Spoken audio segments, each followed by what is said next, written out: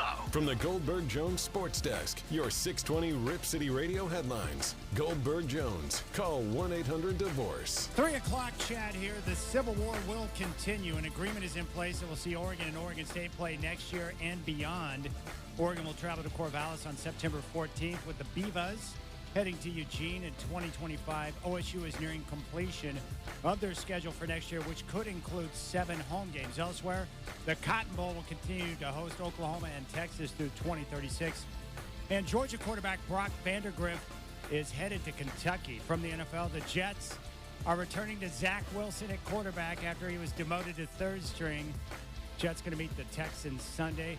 Your Portland Trailblazers are back in action tonight. They're in San Francisco to meet the Warriors. Tip-off at 7 on game day at 4:30. Jeremy Grant is out due to concussion protocol. Anthony Simons, a game-time decision. He is on track to play. Rip City Drive with Dwight Jaynes coming up next. Angie Machado, Beaver Blitz at 4. The home of the OSAA is 620 Rip City Radio. The Rip City Drive with Dwight and Chad, presented by Lazy Boy. What is your strategy for comfort? Inbound to Watson, the reverse dunk from Anton, cutting from the free throw line. Wow, that was impressive. A dominant showing to punch their ticket to the semifinals of this in-season tournament. Sin City, here we come. 146-122, the Bucks take down the Knicks. This is not the only time. There's been a bunch of other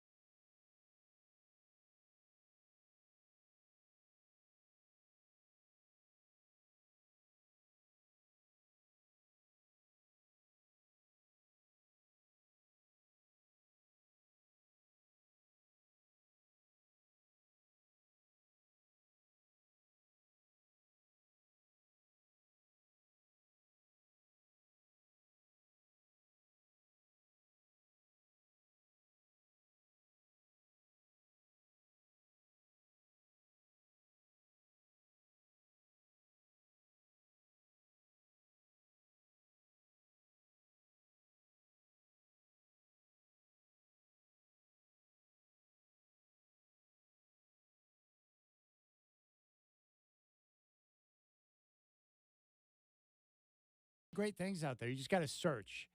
Unfortunately, a lot of the great record stores that we grew up with, they're few and far between now, which is very sad. Thankfully, the internet and YouTube and some other sites, you have access to a lot of old stuff, which is cool. Amazon and my new favorite, Nail City. Nail City, baby. Where those curated collections come from. Yeah, you should get it curated. In fact, Christmas is right around the corner. Dwight got it for me for my birthday. If you go on and you order one of the curated collections for an individual, when Dwight ordered mine for my birthday, he goes, hey, keep an eye on your email. You're going to get a survey. And I went through and did a meticulous job of filling out all the different questions. Mm-hmm. And they sent me a box of records based on my answers with things that they knew I would like, recommendations and so forth. And so far, working through the music, it's been nothing but badass. Yeah. Love it. They're really good with that. I mean, that takes a unique talent, I'm sure, to look at your answers. And you got some stuff that you didn't request from them. Yeah. They just figured it out, right? Oh, it's so good. That's been a party in my ear. So thank you. That's one of the best gifts I've ever been given. So I am very thankful for that. I'm glad I didn't get invited to that party in your ear. It's got a lot of parties. That's a waxy kind of day. It is, man. It's a waxy party, but it's good. All right, we got a big show. Angie Machado is going to join us coming up at 4. A lot of things to talk about in regards to the Beavs. So we'll get to that with Angie Machado at 4. And then game day at 4:30. We do have a pair of tickets for WWE Raw. We'll give those away today. But we got news today that the Civil War is going to be extended. And a deal is in place to where they're going to play 24, 25, and beyond. So next year, Oregon will travel to Corvallis for a game on September 14th.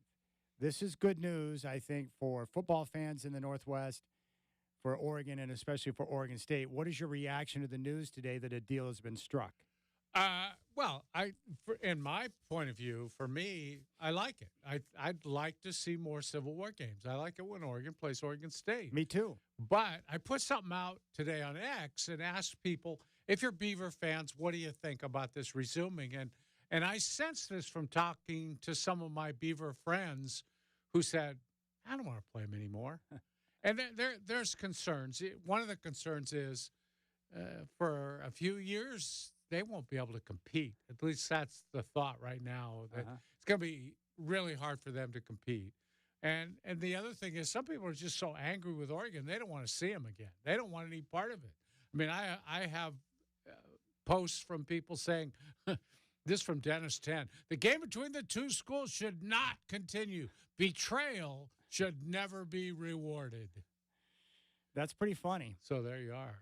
That's just a bitter Beaver fan right now. Yeah, I agree. I think the reality is Oregon State needed this much more than Oregon needed it. And Scott Barnes has been hard at work trying to strike deals with different schools to get games on the schedule because Oregon State's up against it next year and the year beyond as Washington State and Oregon State try to figure out what the new conference, whether they're going to do a reverse merger or if they're going to join the Mountain West or somewhere else, right? They got to figure that out. But in the meantime, you need a schedule. The good news is with this deal getting struck, Oregon State right now is on path to potentially have 7 home games next year, which would be critical for a school right now that needs money. Well, here's something that Oregon State fans don't want to hear. They should get down on their knees and thank the Ducks for playing them. Really. This is a sellout game. They're playing the first one of the scheduled return is in Corvallis.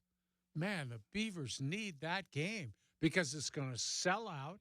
They can probably charge way more for that game than they do any other game. And they need the money. Flat out, you think the Ducks need the money? They don't need the money. They don't need to play the Beavers, really. I think they're doing it because they wanted to see us continue. But I think there's some reason to thank the Ducks for taking on the game because they certainly didn't have to. They're the ones at risk. Everybody's going to expect them to win that game by 3 or 4 touchdowns. If they were to lose to the Beavers and they're in the Big Ten and the Beavers are somewhere below that, which they're likely going to be, that's a terrible loss for the Ducks. That's a big chance for them. Yeah, there's no question about it. According to Canzano, multiple schools were involved to get this done. Texas Tech helped, for example. The Red Raiders were originally scheduled to play at Oregon on September 7th. They'll instead play at Washington State on that same date. WSU was previously scheduled to play on September 7th at San Diego State. That game will move to a date later in the season.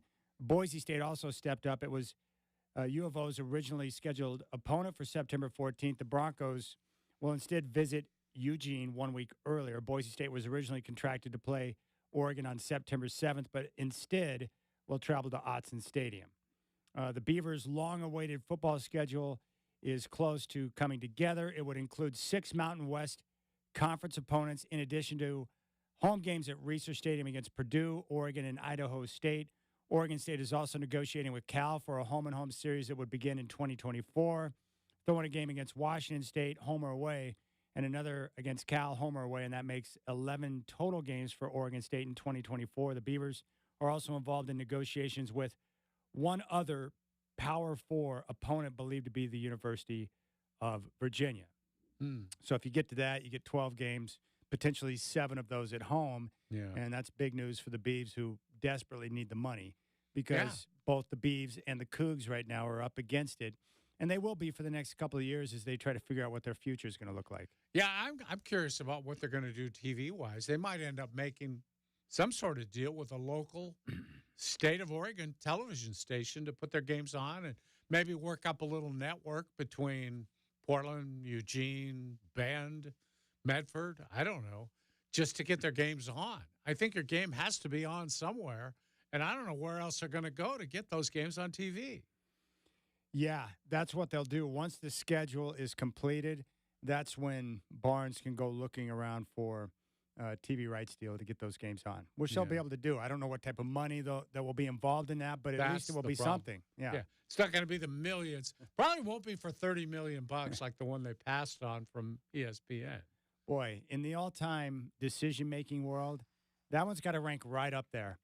Who was it? It was a professor at an unnamed school, although we have suspicions. Oregon is what I keep hearing. Oh. Isn't that what you've heard? I don't know if that's what I heard. I just suspected it was some arrogant clown from, like, Berkeley. Oh.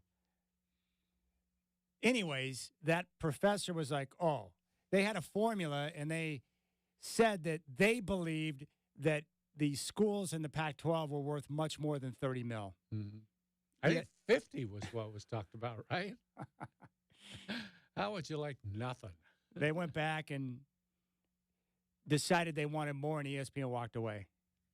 Good call on that one. Great call. Idiots.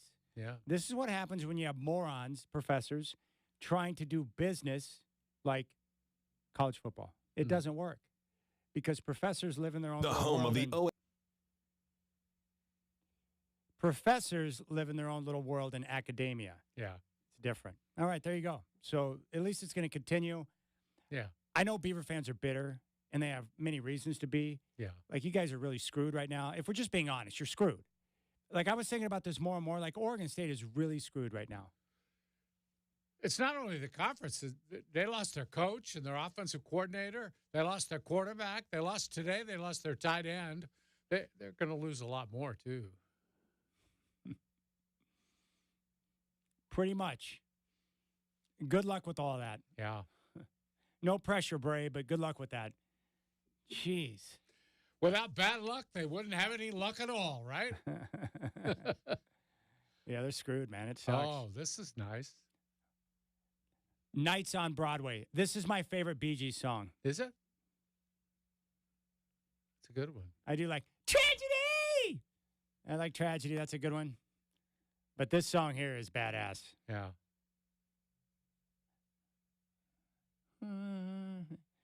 I like this part coming up here, too.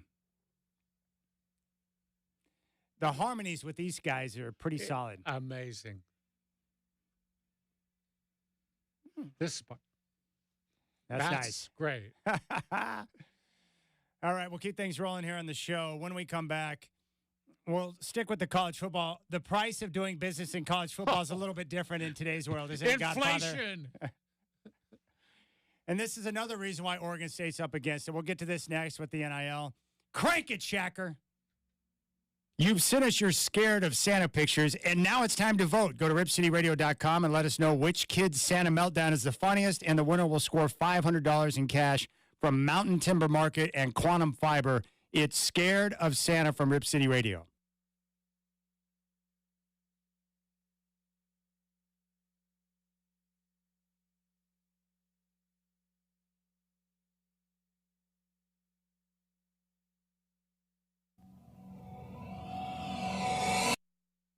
NFL players from the Pac-10 than any other conference. Yeah, that's why it's an inferior league.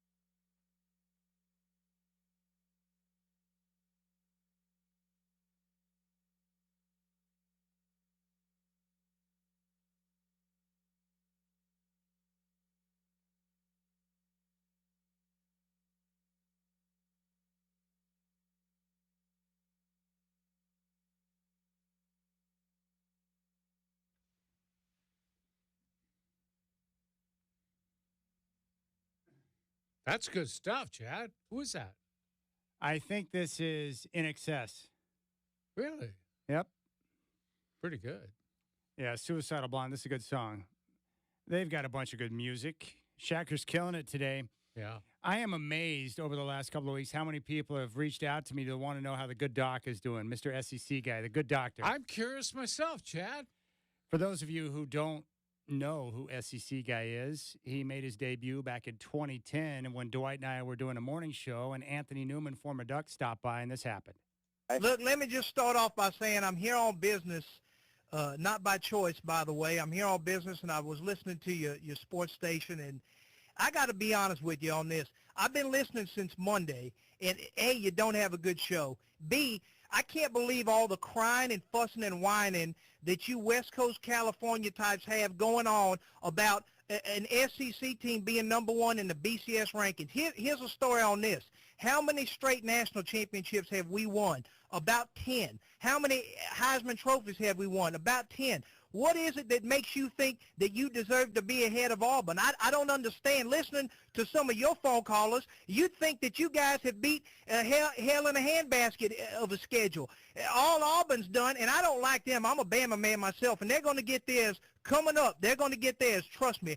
But when I look at your schedule, I mean, you're playing USC. Carroll and them boys don't have anything left anyway because they went on probation and had all the players suspended. So when I look at what a SEC team has to go through, Steve Spurrier, you got to beat the likes of a Nick Saban. You got to beat a Gene Chizik. I mean, we got it all over you, left, right, forward, and backward. And first of all, SEC guy, I appreciate Go you ahead don't now. like the Go show. ahead. But second of all, let me tell you something about Oregon. They are ranked number one in both polls, and they have absolutely dominated their competition this year, and they've scored at least 42 points or more in every single game. That's pretty darn good. Yeah, that's called sissy football. You know why? Because you're not playing anybody that even knows how to tackle. I call it foo-foo cake boy offense. Tennessee plays in the SEC. Yeah, Tennessee's our dregs. We're ashamed of Tennessee, and you know what? We ran out their coach, and guess what? Now he's on the left coast as well. The trash that we took out, we took out the trash and gave them to you, and that's what you have now. Congratulations, the best team that you have going for you, and your favorite team is USC, right? Because they represent you. Well, guess what? We gave them our very worst coach that we could have once we got rid of Sylvester Croom. He was the last place coach in the conference, and now you got him. What is this we stuff? You got a mouse in your pocket? What do you mean? You keep saying we. SEC. You're not playing. You're not coaching. I'm SEC. What do you mean? What do you mean, SEC? You're the one down talking Auburn. I mean, we got Cam Newton. I don't even like the guy. You look at Cam Newton, and he's like, you got beat by a poor. Here's a perfect example of why I find your callers. I'm embarrassed for you. The sense of entitlement for Oregon. If Obama, first of all, he comes in all the social, congratulations on that. You got your guy in office, and now you want to extend this over to the football realm and give them the number one. We ain't giving anything away. And if you finish number 3 or 4 in BCS, too bad. If you really want to know the truth, Bama Auburn should be playing for the national championship, but that ain't going to happen because we're going to whoop them before they even get a chance. But the real why should Bama be playing in the national title game over Oregon? The Ducks haven't even lost a game. Because all we do is beat teams, and the one time we got cold-cocked, it was by South Carolina, and Spurrier's a shifty one. I mean, hell, he's been beating good teams for a long time. I understand that, but guess what? They were playing with... big win in South Carolina. Hey, congratulations. South Carolina would beat you guys 24 points, easy. What? Absolutely, because they play defense. You're not paying attention. You're not staying up late enough to watch these teams play on the West Coast. I got a question for you. I don't need to stay up late enough. I see what you. I just flipped the paper open, and what do I see? Hey, 65 to 48, Heisman candidate here 72 to 63. Michael James. Well, yeah, LaMichael James. That gets me to my point. Could you guys stick with biblical names? I'm tired of the Michael, LaMichael, Jaquiz, and I'm tired of all this. You know we have in Bama? Trent and Mark. Number 1, number 2. That's it. Both of them could win a Heisman Trophy. If they was just single running backs like your LaMichael has playing against little kids like you got in that conference, we do the same thing. It just burns my hide to hear you guys talk about this, that, and the other scuzzlebutt about being better than my squad or being better than my conference. I don't even like Auburn, and I'll tell you right now they should be 3 touchdowns over you. Now, Q, you played the Pac-10. I mean, are Pac-10 players sissy players? No, they're not sissy players at all. And there's more NFL players from the Pac-10 than any other conference. Yeah, that's why it's an inferior league. The NFL can't even drop a bucket in the SEC, and you know that. Hey, well, look, you may get paid more money in the NFL, but the fact is the level of football's down. And you want to know why? All those Pac-10 guys, now what's happening in the NFL? Hully-gully football, 4 wide receivers, flinging it around all over the place. They've gotten away from their roots. We still play smash-mouth football. The SEC that they're paying more in the NFL than they are in the SEC. I know that ain't true. I know you guys are paying more in the SEC, right? That's rumors and innuendo. Hey, let me tell you something. You can keep on talking on that, but you're the team, your team, USC there, your guys are the ones who got suspended for 3 or 4 years, not any of us. We're still playing for the national championship, and we're number 1. Ha-ha. And I think that's pretty funny. And guess what? When we beat Auburn, we're going to jump, and we'll jump you too. And I'm hoping TCU jumps you because they play physical football. You people down there have got me so burned up listening to your radio show. What kind of business are you in out here? I'm a I'm a family practitioner. That's all you need to know. No, you're not. Family practitioner of what? Of medicine. And I'm not going any further. You don't need my life story. I've got you guys. I got you dead to rights. Don't have to worry about that. I've been listening to you. I appreciate that. All right, I tell you what. And that's not a compliment either. And here's something else. By the way, while you're at it, you know, Jeremiah Masoli, yeah, he had all this fanfare. He was going to change the world. He was the best player, what they called the best player to come out of the Pac-10 in a decade is what the tag was on him. And Who said that? Everyone. Now you're saying things that we're not talking about. No, that's what was that was in the internet. Come on, be realistic. Don't go there. That was on the internet that he was the best. I know who you are. Don't do that. One of the most underrated players. Be real. Be real what you're talking about. I'm trying to be real on this. And what's happened to him? Now. Have you seen any? Now you're just talking. Well, wait a minute now. Have you woken up? Hold up. You wait a minute. It's my show. You hold up. Who is this? Let's be real about what you got to talk about. I don't even know who this is. You're going way off left field. Okay, let's be real about the game. Let's be real about college football, pro football, the SEC, and the Pac-10. Right now, you sound like a little kid. You're just jabbering. You know, you just jabbering in the classroom, always getting a timeout. Who's this? Who is he? Who am I talking to? You don't need to know who you're talking to. This is Q. I heard him say your name earlier. Let me ask you a question. SEC guy, I'm done with you, man. You're done. Wait a minute. One question. Come on my Jeremiah Masoli. Insult me, the what Godfather, happened? and Anthony Q. They Newman. made him cry. They made him cry in the SEC. Jeremiah Masoli. They made him cry. You medical practice, all right? He's the worst in the SEC. The worst quarterback going. He's even worse than Ryan Mallett. It's pretty good, isn't it? I needed that. Oh, man. That's so good to hear that again. It's too bad the doc supposedly retired. So. Yeah. Yeah, you haven't heard from him in a while, huh? Boy, he got Q really ticked off that day. Ooh. Q was ticked off. That day, I'll never forget that day in the studio when we got that call. Oh. That was amazing. How about when he came to town dressed up like Colonel Sanders? With the cane and everything. And then Q came out and he got scared for a moment. He's like, hey, we good? We good? That's good. All right. Well, speaking of the SEC paying players, the cost of doing business right now in college football, it's total madness right now with all the kids who are jumping in the portal. You've got coaches that are trying to retain their own players, look at the portal to see who's available, and recruit high school kids all at the same time. It's absolute chaos. And what's crazy, Godfather, is that now we're, a couple years into this mess? Yeah. And no one still knows what the market is for a quarterback or a defensive it keeps going lineman. up. The price keeps climbing. Yeah. There's real inflation going on in the quarterback market right now. And this year's a good example. Dylan Gabriel, right at the top of the list. He jumps in the portal. He's going to transfer out of Oklahoma. And you've got Oregon and USC at the top of the list, needing a quarterback, wanting his services. Yeah, and it's not only now in the portal. What I read today was there's some real shakedowns going on within programs where a player's walking into the coach's office and saying, yeah, I got a year left, coach. I'm going to need another $100,000 to come back, or I'm going to go out and hit the open market. And you heard something just the other day about players making visits, right? Just recruiting visits. They visit. They want to talk to the coaching staff, take a look at the campus, see what the deal is. I don't know if it was yesterday or if it's today, but Dylan Gabriel is going to check out Oregon. This is what it's become. These kids now have options. And if you're a high-profile player, especially a quarterback who can really help a team out, I mean, let's face it, Oregon's going to lose Bo Nix. They don't have an option on the bench right now for a guy that could come in and lead them to a potential national championship. So they need help. Mm-hmm.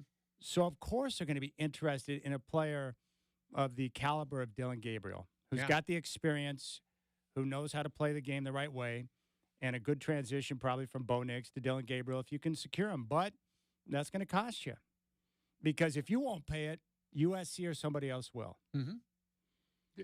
It's open market, man. You got no one to blame but the NCAA. They had a chance to get out in front of this years ago. They chose not to, and now you have the Wild Wild West. So the question is, will this eventually settle down? Will the market eventually set itself, and then you'll have some sense of normalcy when it comes to NIL and the transfer portal, or is it always going to be completely chaotic? I asked you the other day, what's harder for coaches, deciding what players you want in the portal, or is it the retention of the current players on your roster that if they're not happy, if things don't go well in a particular season, some of those players jumping in the portal and then getting out? Or as a coach, you just assume now there's going to be X number of players that will be part of attrition, and then you go back in and look to augment through the portal and with recruiting and everything else. Don't you think, Chad, it even influences in-season decisions on who you're going to use and not use? Because if that guy who's highly recruited comes in and he doesn't play much, well, it used to be tough luck, pal. You'll play next year. You're working your way. We're developing you. Nowadays, it's more, adios, pal. I'm going somewhere else. I know I can play at whatever university. I was wondering early in the year when Oregon State had those packages built into the game plan to bring in Aiden Childs, if that wasn't some sort of agreement they had made to get him some playing time while he was learning and working behind DJU to keep him satisfied so he wouldn't be sitting on the pine and not getting any action whatsoever. I wondered about that. Yeah. I don't know if that's the case or not, but you got to wonder that now with players. Yeah, absolutely. I think it was the case. And just like in any walk of life, some players are getting good advice from family or people around them. Some maybe not so much. So you get parents or family members in their ear. You should be on the field. You need to be playing more. That coach doesn't know what he's doing. Right. And then sometimes kids will look to transfer or jump in the portal when maybe it's not the best decision. That's possible too. I think there's some of that, Chad. I worry a little bit about somebody just taking the highest offer, because in anything, it's like in a job market of any kind, the highest offer is not always the best offer. You have to decide what works for you in the way you want to live, your lifestyle, et cetera, the climate of where you're going, the school and stuff. Does anybody pay attention now to what you can major in at Oregon or Oregon State or Washington? Does the school matter, or is it just whatever check they write you? Yeah. And again, I think a lot of that comes down to the people you have around you, right? Yeah. I know what my dad would tell me. Yeah. Don't make decisions strictly off of finances. Mm-hmm. There are more things in life than just money, and you've got to take a look at everything. And sometimes the right choice might be to take a little less money in order to put yourself in the best position for growth or where you're living, all sorts of different things that can come into play. But as you mentioned before, unfortunately, there are a lot of college athletes who are playing college football, and now with NIL, they've got a chance to help their family out where they may be coming from humble means, right? Mm-hmm. Yeah. Family could be in dire straits. Maybe they don't have enough money to pay to the rent. There's real issues out there, right? So these kids now have the pressure on them to secure the biggest NIL deal possible to help take care of the family. And I understand that, and I respect that. That's a lot of pressure there, and that's where it can be tough sometimes to make the right decision. It used to be those families were sitting around with their fingers crossed. Gosh, I hope he makes the league. I hope he makes the league. Mm-hmm. Now, he doesn't necessarily have to make the league. Some of these kids are making pretty good money. They're not going to play in the NFL. They're just very valuable for their college team. There's no question. The majority of guys in college football are not going to go to the next level and have long and they're not going to flourish in the NFL. Some won't even make it, right? But now you don't have to be an NFL prospect to be able to profit off your ability to play football because you can go to any school in college. If you're a big-time college player, and we've seen a lot of guys like this that were great in college but didn't amount to much in the NFL, but if you can carve out a nice college career over the course of your 4 years of eligibility and you're able to profit off of that, then that's a great opportunity for you because you can make money that you would never be able to make otherwise, even if you don't go to the NFL, and set yourself up moving into the future. It's a great opportunity for these kids. Yeah, what a great start on your postgraduate life. Yeah. To be able to have that nest egg of a couple $100,000 maybe. Huge. In the case of quarterbacks, some of these guys, receivers, over $1 million to start off your life. You go buy a house, you buy a nice car, you're ready to go, dress nice, walk in, apply for a job. Got a better chance than that average guy getting out of college that doesn't have a dime in his pocket. I guess the tough part is for schools like Oregon State, how do you compete in this new marketplace where you have the schools from the SEC and the Big Ten now that will have access to incredible resources? You can't compete with that, so you're recruiting a different type of athlete. And then if you discover a diamond in the rough that has a year or two of high productivity at your school, these other schools are going to look to come in and pluck them, right? For sure. Yeah, it's Oregon State just got done with a massive NIL fundraiser where they did a great job. They raised $1 million, and I think they got a match somewhere along the line for even more. How far is that going to go when quarterbacks are going for $4 to $5 million? And I don't know what wide receivers are costing, but they already lost Gold. He's going somewhere else. Probably got a nice package someplace. I can't remember. I think Mississippi State or somewhere he's going. It's a tragedy for some of these schools unable to compete.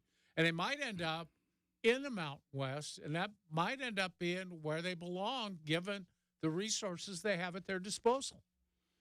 Yeah, it's tough. I heard, or at least from my understanding right now, the most valuable positions in the portal are quarterback, tackle, usually left tackle. Right. Edge rushers, maybe. Defensive line. Yeah. Interior tackles, which are hard to find. Good ones, that can take up space. Play the run. Run stoppers. Yeah. And then your elite edge rushers. Those three positions are considered the most valuable right now because they're harder to find, right? Yeah. So we'll see how things continue to shake out, but this is the wild, wild west, and it's only going to continue. But the NCAA had a chance, but they continued to push forward and had no change, no effort to adjust. And if they would have been better in terms of forward thinking, which they've never been, they could have gotten out in front of something potentially and come up with a system where kids could have been compensated with NIL. But if they would have developed something, there could have been maybe some guidelines or some guardrails to prevent what we're seeing right now. Yeah, some standards of some sort. But don't blame the kids for trying to take advantage of what's out there right now, because I would do the same thing. Sure. If I had a productive year at a smaller school and I knew a big school was looking to give me $1 million, I would absolutely consider it. You'd be a fool not to. Absolutely. Have to. Like Dylan Gabriel probably never thought, like, before he was done, he'd have a chance to earn $2 million playing quarterback in college. Well, and you got kids out there now saying, wait a second, the coach is leaving for a better job. Why can't I? Yeah. I don't blame him. All right, when we come back, the NBA officiating, as I tell you, expect the worst every night, and that way you won't be disappointed. And last night we got a good example of that. Yeah. Just keep this in mind moving into the future. If you're in a tight ball game against LeBron, good luck. Right? Yeah. And the league obviously would love to see LeBron in Vegas for the in-season tournament. The call may not go your way. Oh, and LeBron's going to have a great time because he's going to be reminding people how when he's done playing, he wants to own a team. Guess where? In Las Vegas. He's going to sell that big time. What I don't need to hear are his teammates talking about his high IQ to get the timeout. While the ball's rolling around on the floor. Yeah. All right, we'll get to that next. Angie Machado, Beaver Blitz at 4. Rip City Radio and Holt Homes want to pay your mortgage or rent in 2024. Went up to $18,000 to help offset those monthly payments in the Home for Holidays sweepstakes. Enter today at ripcityradio.com. Powered by Holt Homes, built for the Pacific Northwest.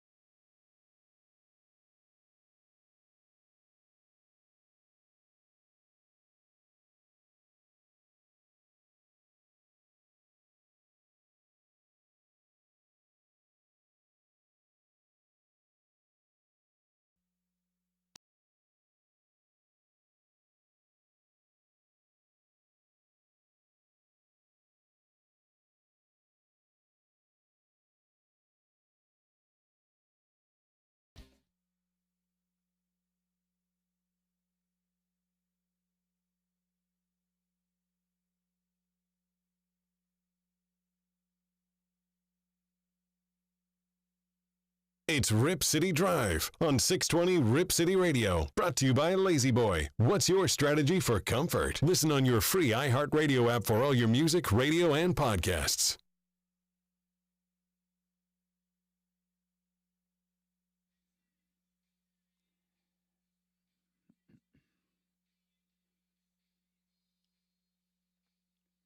I showed you a picture of the artist Abby who created that awesome painting of Floyd Little for my buddy who lives in Denver. What'd you think about the final work by Abby? Oh, wonderful. She's very talented. That's a beautiful picture. She created that, Chad, from, you provide, what, a magazine picture or something of Floyd Little? Or I sent 3 pictures that I thought looked pretty cool of Floyd Little while he was playing for the Broncos. Mm-hmm.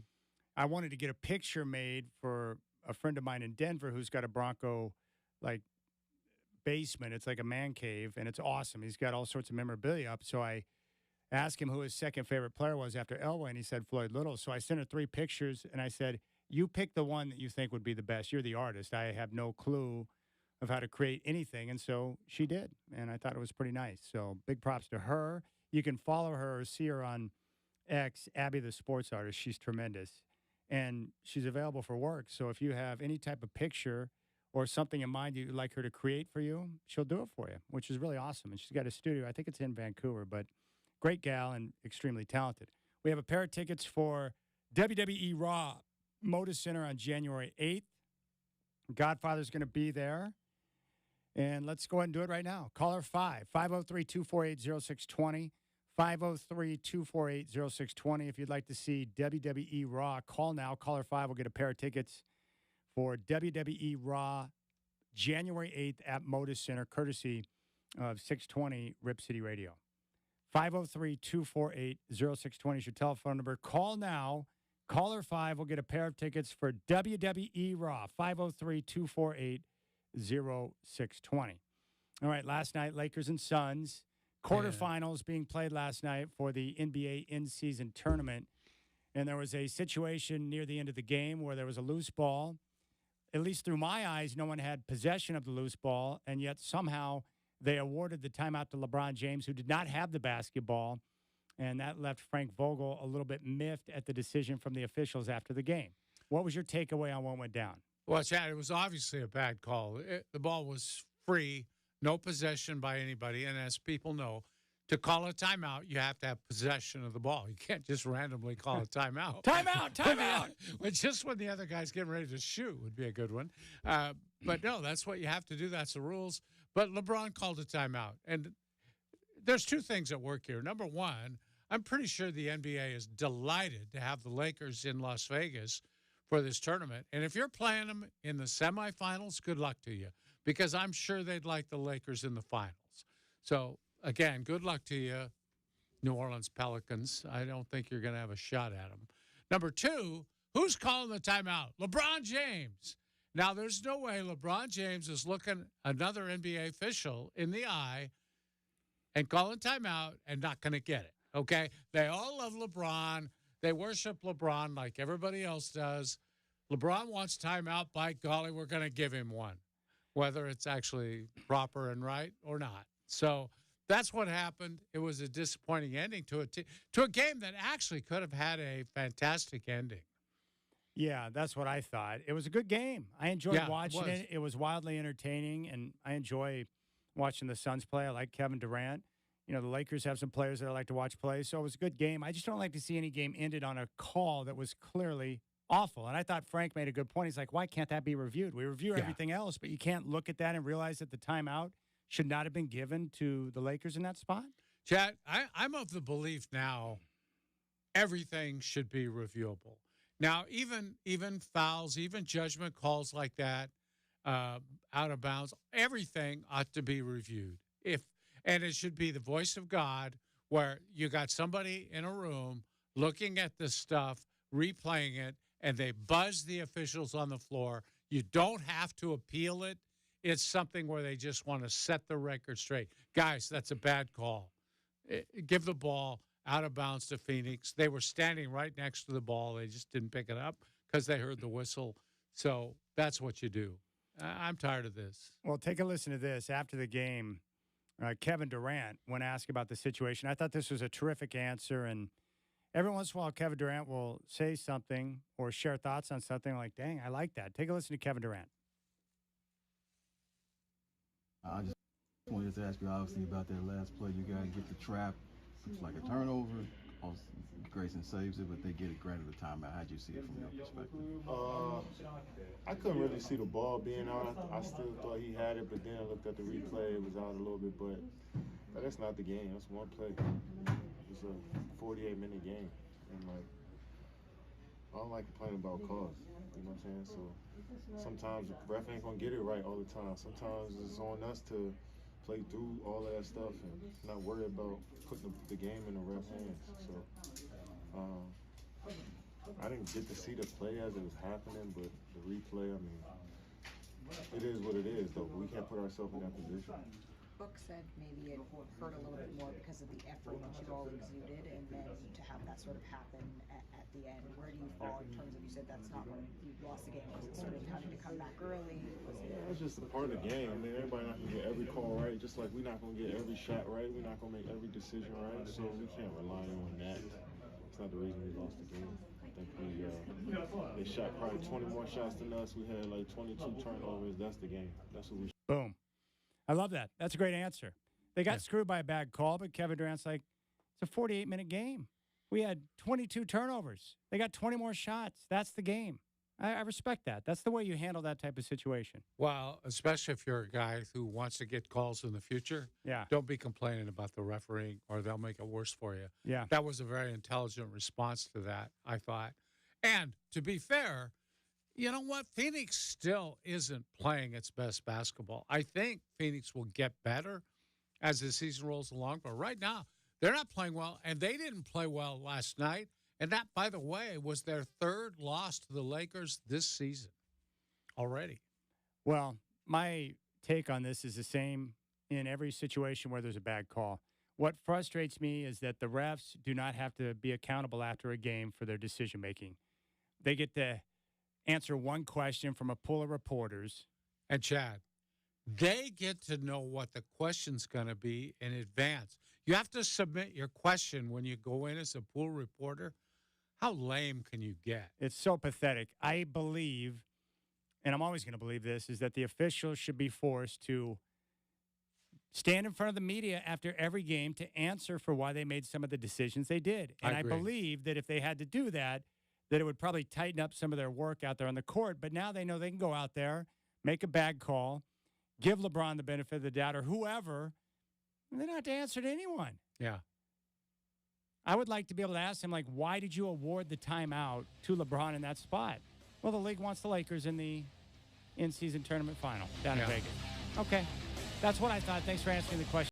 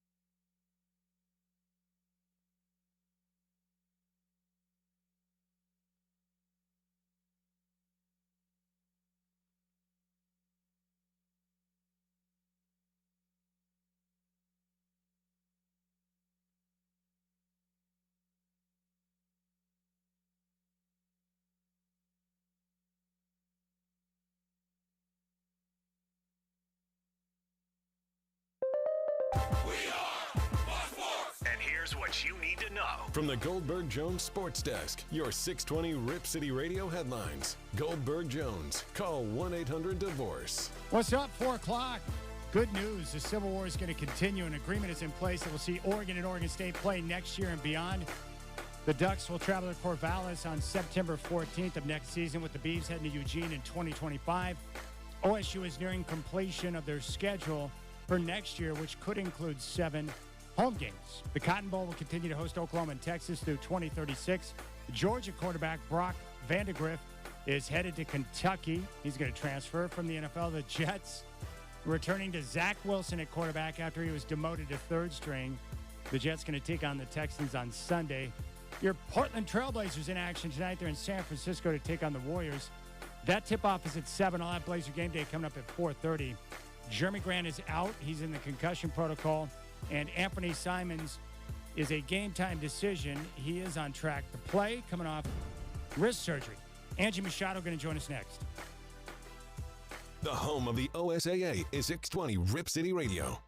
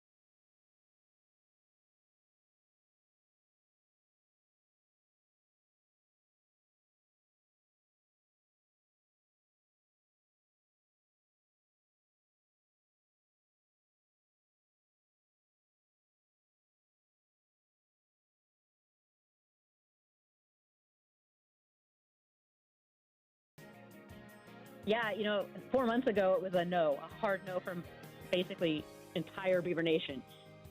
I think they're kind of coming around based on the fact that they need some decent competition to A, for recruits, and B, just for their strength of schedule. Potentially, there's a chance that they can, with the expanded CFP, that they could make the playoffs.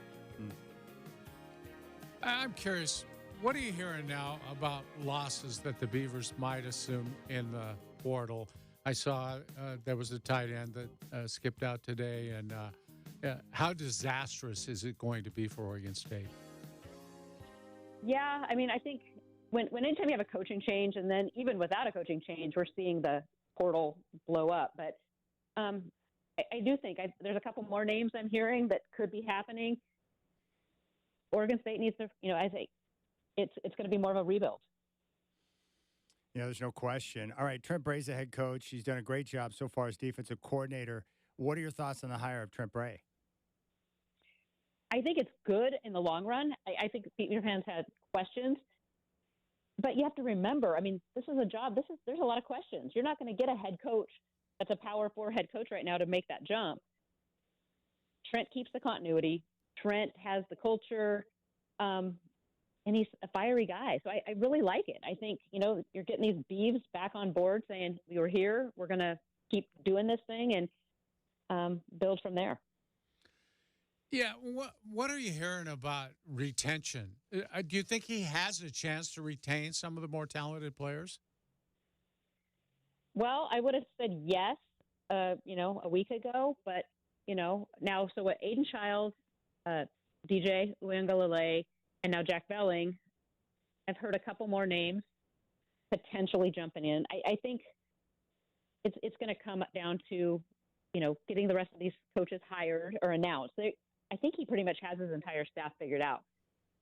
But it's getting the players to know these guys, build some trust with them, and we'll go from there. But I do think defensively they should be able to keep a lot of them. Now, like I said, I'm hearing a couple might be jumping in the next. I actually thought they'd go in today, and they haven't yet. So maybe there's a way to keep some of these guys around. But that's going to be, a question.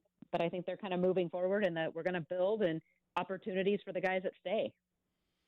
Angie, in regards to the recruiting outlook, and obviously you're a specialist when it comes to recruiting, what are some of the things that you think Trent Bray can accomplish on the recruiting trail? Obviously, the early signing period is coming up on the 20th. And what's your takeaway recruiting-wise with where they're at right now?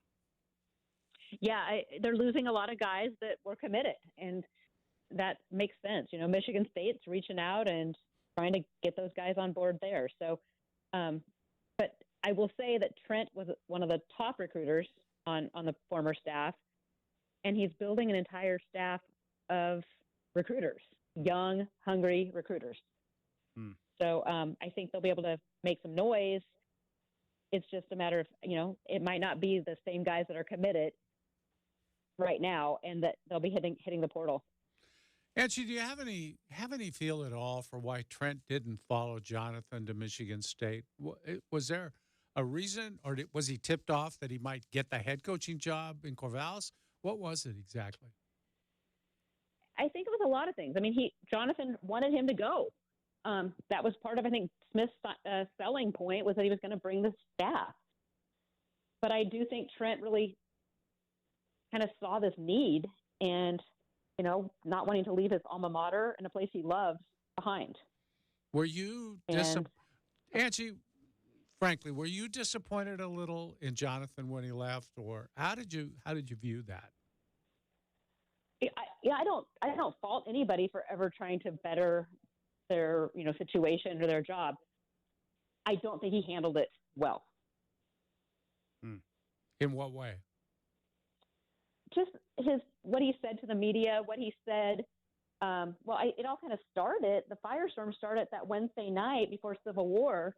He was on another local radio show and kind of started talking in circles about, well, that's his agent's job. When asked about other opportunities, and it made everybody kind of stop and say, "Whoa, okay, he really is looking to leave."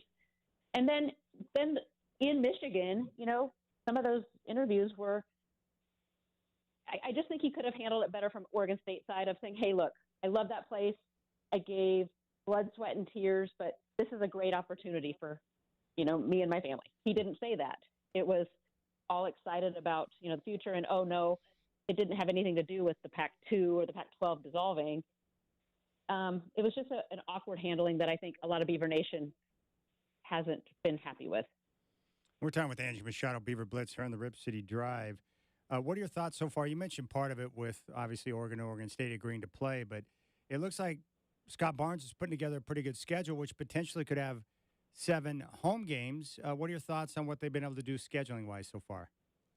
Yeah, I don't envy Scott Barnes right now at all. I mean, he's brutal. Got like 10 jobs that he's trying to do right now. So it's a tough position. And I know fans, I know players, they all want to see that schedule. And it's a balancing act because you need to try to create a schedule in 9 months. And then you have to make it so you can win games, because if you ever want a shot at that CFP, that 5+7, you need winnable games, but you need strength of schedule. So there's a balancing act there. And then keeping your coaches happy and the players happy who signed on to play Power 5 football. It's going to be interesting, but I think they can get it done. How do you feel about the upcoming Sun Bowl, Angie? I think it's a great opportunity for the kids that are there. I mean, play Notre Dame. That's, a big-time opponent, but it's lost some luster when you don't have an entire coaching staff. And I say that, I know Penn State said, well, we do have a full coaching staff, but they're using GAs and analysts and different people to get a shot to coach. But, a lot of the guys are sitting out. A lot of the guys are transferring. So it's going to be a different roster. Well, and the incoming head coach is sitting the game out too, right?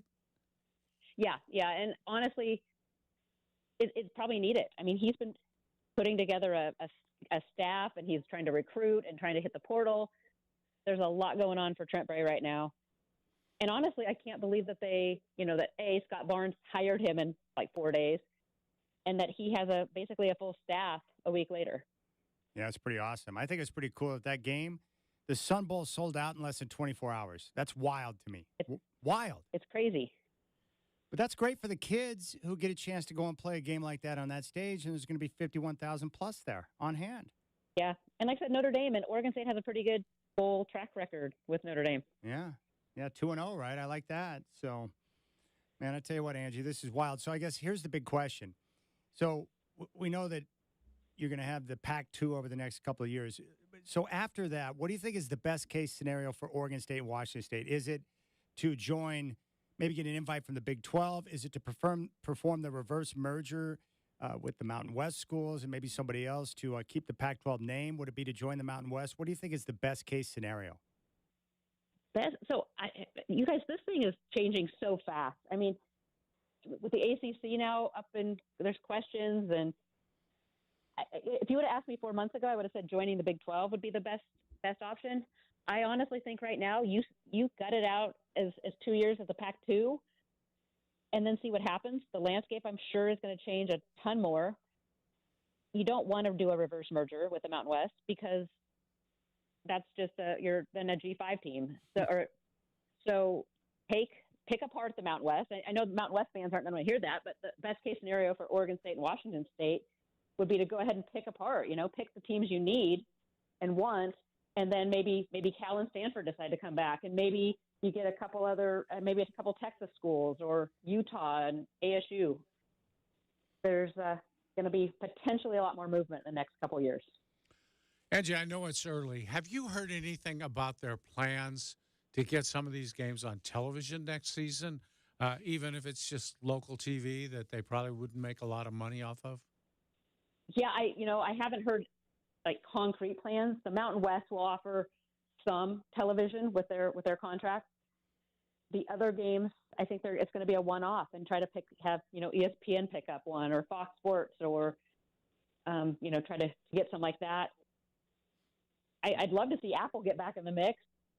I just think streaming is kind of the future, so that would be a great call. But I think they need to figure a few other things out first with the lawsuit.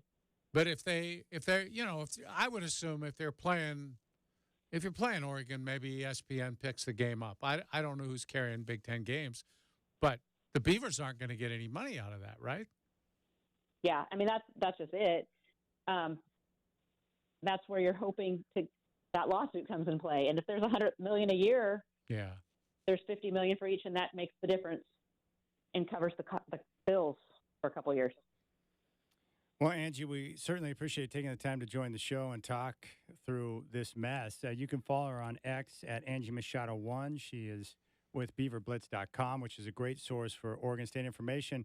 And all I request, Angie, is that you need to go to your uncle and learn how to play the drums. And then next time you come on, you can discuss the challenges of learning how to become a drummer. My uncle, so he played in a band called the Champs. Nice. So, I mean, he's, in his late 70s. So Tequila, the song Tequila? Yes. Oh, yeah, that's right. He was a drummer on that song. Really? That's a good drummer he lives song, in Vegas too. now. Yeah. Oh, dude, that's awesome. What is your uncle's name, by the way? His name is Gary Nealand. Gary Nealand. I'm going to have to look that up. Oh, I like Chad's going to find that. So now that I know that he's the drummer on the song, when I hear that, I'll be like, oh, Angie Machado, uncle, yeah, that's cool. And we got a local connection on the song, Godfather. Yeah. Well, He is from Salem. Yeah. Oh, he is? He is. Oh, that's great. Future guest. So I would assume you're going to be at the bowl game, right? Still working out travel arrangements on that. Ooh. Well, I will. It is not cheap to get to El Paso. No. What I did is a couple of months ago, like me and my buddy, we like to go to random bowl games. So we decided we were going to go to the Sun Bowl. So he lives in Vegas. So I was like, well, I'll come down early and then we'll do a day trip from Vegas to El Paso and back. And so we did it and got our tickets. And then we found out that Oregon State and Notre Dame were going to be playing. And now we're like, maybe we should get press passes and then sell our tickets because we might be able to find desperate Notre Dame fans. But we'll be there. So I'll be there. So I'll look you up when I. So my rider is for sure there. Uh-huh. And then, my son goes to college down in Arizona. So that was a thought. Maybe we find a Phoenix. He has a car down there, and then we drive over. That's cool. Which school does he go to in Zona? He goes to Grand Canyon University. Oh, sweet. That's nice. a good school. Yeah. Nice. How does he like it down there? Big win last night over San Diego State. That's right. Yep. Yep. Good basketball program. That's awesome, man. Their baseball program's really good. Yeah. He's excited for baseball. I mean, he doesn't play, but he's excited to go to baseball games. Yeah. That's great. Well, Angie, you're awesome, man. Keep up the good work, and we'll talk soon.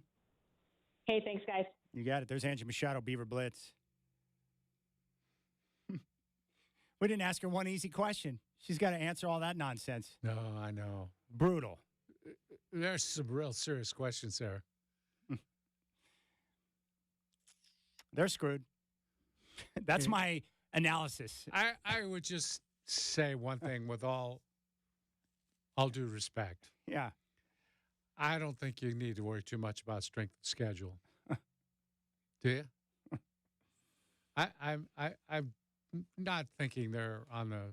But it's so bad right now for the Beavs that even Duck fans like Chris Burkhardt they don't want to see the destruction down there. Yeah.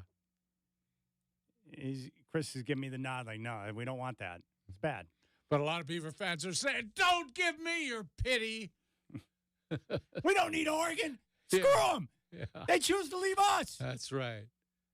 All right, we'll come back and put a nice little bow on the show. Coming up at 4:30, we got Blazers game day. Your Trailblazers going to be in San Francisco to take on the Warriors tonight. You've sent us your scared of Santa pictures, and now it's time to vote. Go to ripcityradio.com and let us know which kid's Santa meltdown is the funniest, and the winner will score $500 in cash from Mountain Timber Market and Quantum Fiber. It's Scared of Santa from Rip City Radio.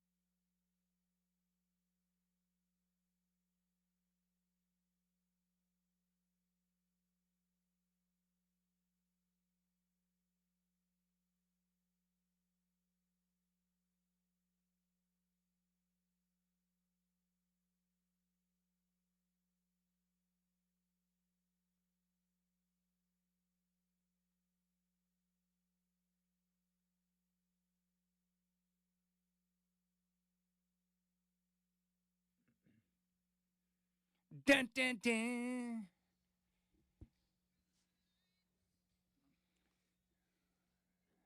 As Shacker thought it would be appropriate to play a little lights since the Trailblazers are going to be down in the city by the Bay tonight.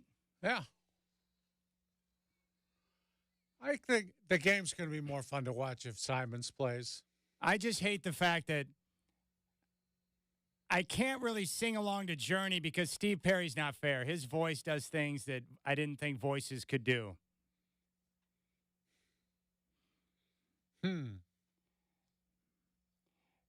Shacker should turn that music up so no one can hear our voices.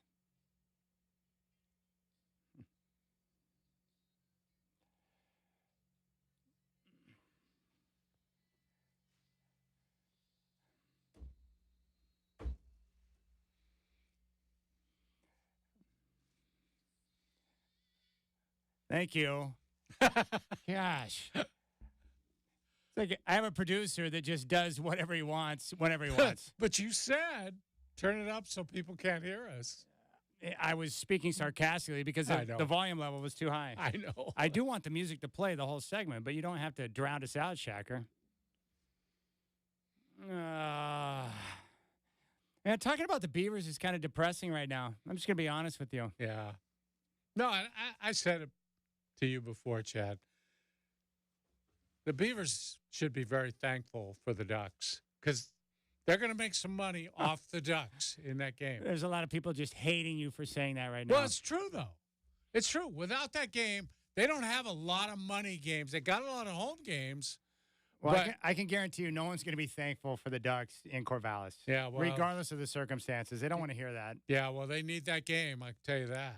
Because I don't think there's any guarantees at all they're going to be rolling in the dough after the court decides what to do with all that Pac-12 money. I feel like that's someone telling me I should be thankful for LeBron for gracing us with his basketball superiority every night. I'm sorry. Yeah, because I would never say that.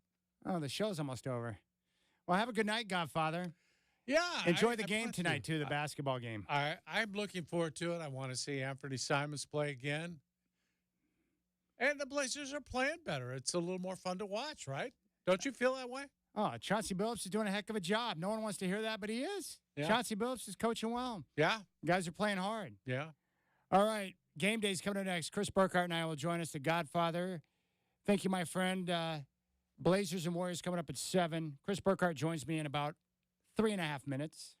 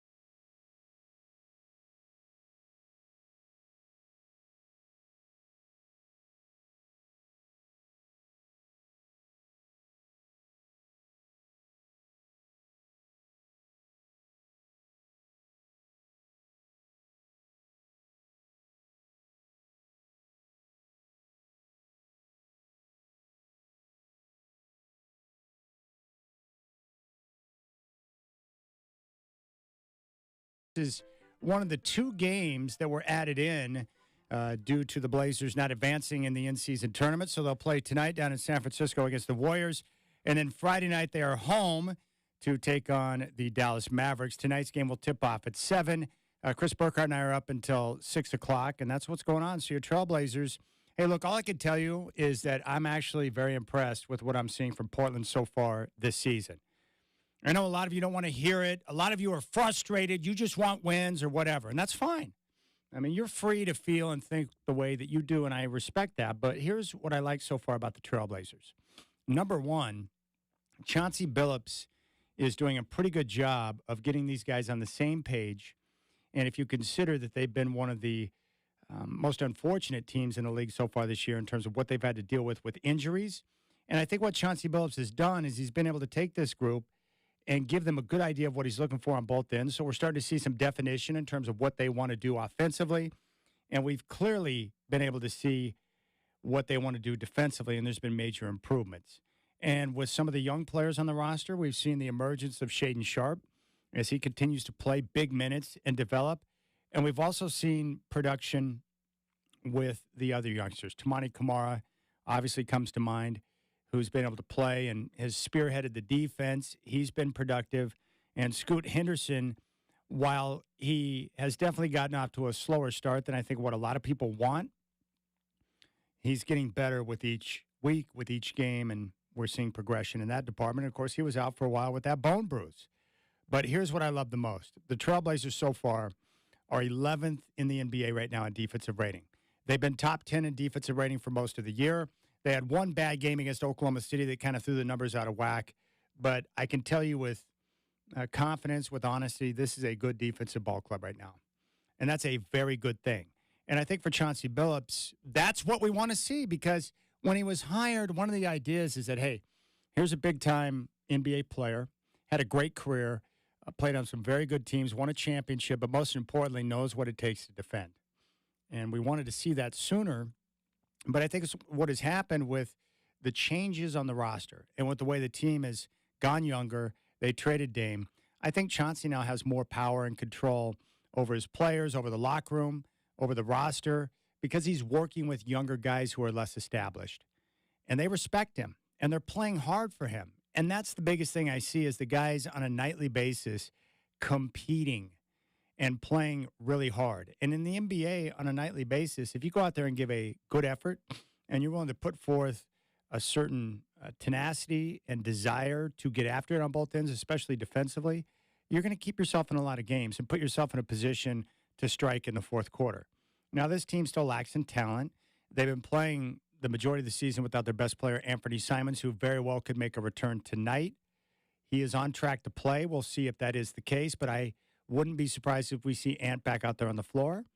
So you're going to see this team continue to, make some strides as they get their better players back on the floor. Unfortunately, as it's been throughout the course of the year, now that Ant's ready to make his return, Jeremy Grant's out with the concussion protocol. He got racked up pretty good in their last game. So the Blazers continue to deal with injuries, with guys being nicked up and in and out of the lineup, but we are seeing progress.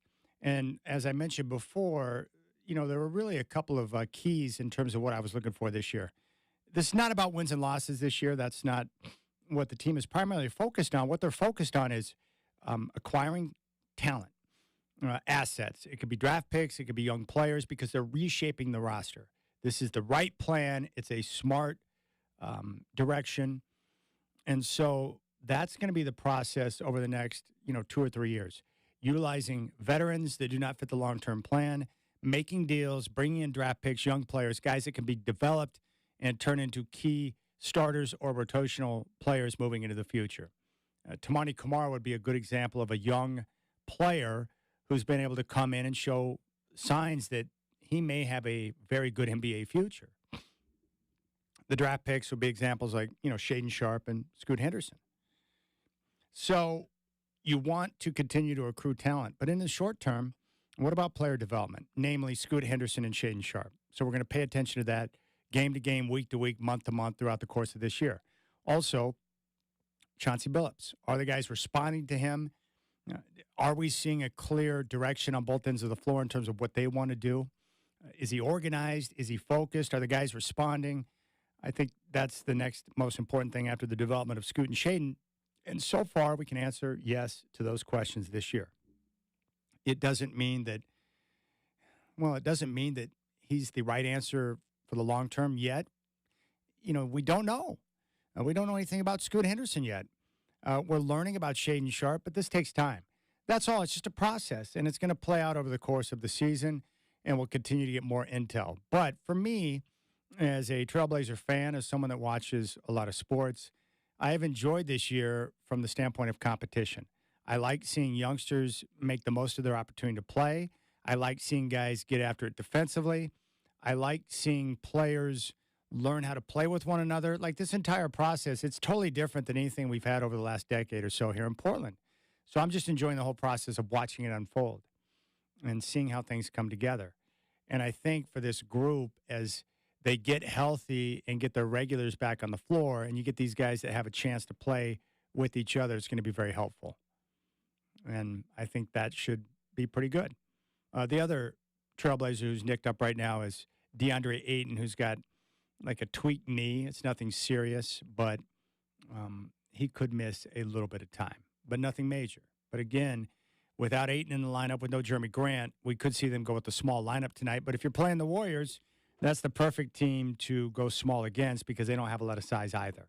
So we'll see how things shake out in San Francisco tonight. The Warriors struggling a bit right now. The Blazers, of course, are battling. They're struggling as well. But that's where I'm at right now with the team. I like what I see so far. I like the production of the youngsters. I like the different combinations of guys we've seen and some of the productivity. And I like the way that the players are responding to head coach Chauncey Billups early in the season. The Trailblazers right now, outside the top 10, they're 6-13 on the season. They're coming off a very productive 2-2 road trip where we saw them scratch out wins in Indiana and Cleveland. And then we saw them take losses in the collapse against Milwaukee and the difficult loss to the Utah Jazz in overtime, but a productive road trip. And now they get ready for this game against the Golden State Warriors before they return home to take on the Dallas Mavericks and Luka on Friday. So the Blazers at 6-13. The Golden State Warriors right now 9-11. So they're struggling as well. So we'll see how things continue to shake out tonight. In the Western Conference, Minnesota continues to play great early season basketball through the first quarter. They're 15-4. They lead the West. Oklahoma City's in second, followed by the Nuggets, the Lakers, the Kings, and the Mavericks. The 7 through 10 range, which would be the current playing games, Phoenix, New Orleans, Clippers, and Houston Rockets. In the Eastern Conference, Boston and Milwaukee sit in the 1 and 2 holes in the East, followed by Orlando, Philly, New York, and Indiana. And right now, the play-in teams 7 through 10 in the East, Miami, Cleveland, Brooklyn, and Atlanta. I think the Eastern Conference is going to come down to really two teams, the two teams that are top right now, Boston and Milwaukee. The Bucks are playing much better basketball of late. They're 8-2 in their last 10. They struggled early in the season with defense. Their new head coach, Adrian Griffin, has made some adjustments, so we're seeing them start to come together a little bit. I think Philadelphia has played pretty darn well with a brand-new head coach early in the season now that James Harden is gone. So we'll see if they can factor in. But in the Western Conference, it's really a lot more wide open. I think Denver's the best team, but you've got a number of teams that could make a claim that, hey, we got a chance to make a deep run. I think in the Eastern Conference, it's two teams for sure, Boston and Milwaukee. Maybe Philadelphia can factor in. But I think there's more definition in the East in terms of the two best. And in the Western Conference, you got Denver that appears to be the best. And then you've got a bunch of other teams that feel like they have a chance. If they get hot, they can make a run. Maybe it's Golden State. Could be the Lakers potentially. Maybe the Phoenix Suns, although I have my question marks about their roster. And then you've got the younger teams like Oklahoma City and Sacramento who are playing good basketball. So that's where we're at. The Blazers are in San Francisco tonight. They'll take on the Warriors, and we'll continue to see this progression. If you want to jump on board, 503-248-0620 is your telephone number. You can reach out to me on X at Chad and Rip City, and I'll be happy to talk with you. Really, I'd like to know what you see so far. You know, I've talked to a lot of different Blazer fans. The biggest thing I'm getting, a lot of fans are seeing it the way I am. where they're just having a lot of fun watching the guys compete. They like the team ball. They like seeing multiple guys involved, and they like the defense. And for me, I think that's been the recurring theme so far this year, where it's been not about one guy or, heck, even two guys, but multiple guys on different nights stepping up to make a contribution. That's really what it's come down to. And I like to see that type of ball. I like seeing a bunch of different guys involved and, different players. Tamani Kamara has been terrific. His defensive tenacity, obviously he's got to continue to work on his shot, but his understanding of where he needs to be and how he needs to operate. We've seen a certain aggression with him attacking the rim. Shaden Sharp, has had some turnover and shooting issues at times, but he's been tasked with doing a lot with the injuries. Even Coach Billups admitted that he probably overloaded his plate. But we've seen the veterans respond to Shaden and his improved play, understanding that he's a guy that can really help them in terms of his playmaking and at times being able to run the offense. I think Shaden Sharp, as he continues to improve and gain more confidence and an understanding of what he can do, we'll see him start to really attack the rim, get around the corner, attack the rim, and hopefully be able to finish with contact. But I think at times he doesn't quite understand how good he is. So he's been one of the more exciting players. I think DeAndre Ayton has played well so far. The team is still getting a better feel for him and what he's about, but we're seeing him be active and more active over the last couple of weeks on the offensive end. And then defensively, just having a big body who can change shots and provide you some rim protection has been nice. So, but it's been a collective effort defensively. It's not about one guy. It's about everyone really putting in the effort. And then you get a veteran like Malcolm Brogdon, who's kind of, really brought a calming influence to the team. Clearly, they're better when he's on the floor, but I like the way he's embraced his role as one of the vets on the team that can work with the youngsters. And more importantly, his attitude and approach to this season, being on a contender like Boston and being shipped off to Portland where he's backing up a rookie, that's got to be a difficult transition for a guy like Malcolm Brogdon. But you can see why other teams are going to have massive interest in a guy like Brogdon because of what he brings to the floor. He's great at getting into the paint and attacking the basket. He's very good at setting up his teammates. He's been one of the best on the floor for the Blazers to set up guys on three-point shots. His understanding of the game, the way he carries himself, terrific in the locker room. Malcolm Brogdon's been nothing but pleasant since he arrived here in Rip City. So there's going to be opportunities for Portland in the future. And the great part about Joe Cronin, as I've mentioned before, he's in no rush. What's available as he continues to reshape this roster. Okay, we'll keep things rolling. We're going to hear from Chauncey Billups. We'll hear from a couple of the guys. Chris Burkhart's going to join me. And feel free to jump on board, 503-248-0620.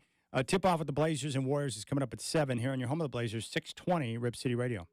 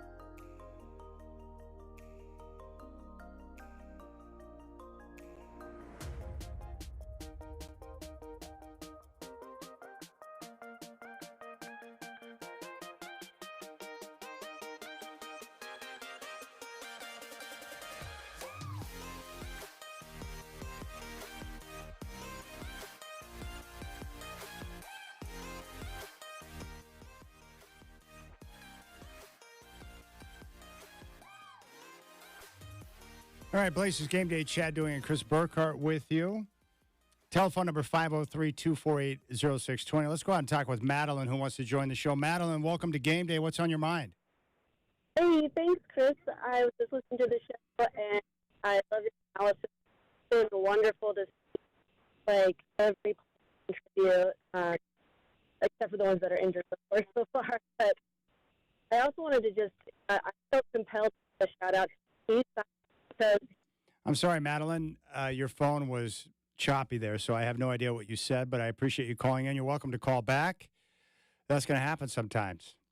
503-248-0620 is your telephone number. Let's take a listen to Scoot Henderson, who's coming off a career-high 17 points, as he had a chance to talk and share his thoughts on where he's at right now as he continues to develop in his rookie season.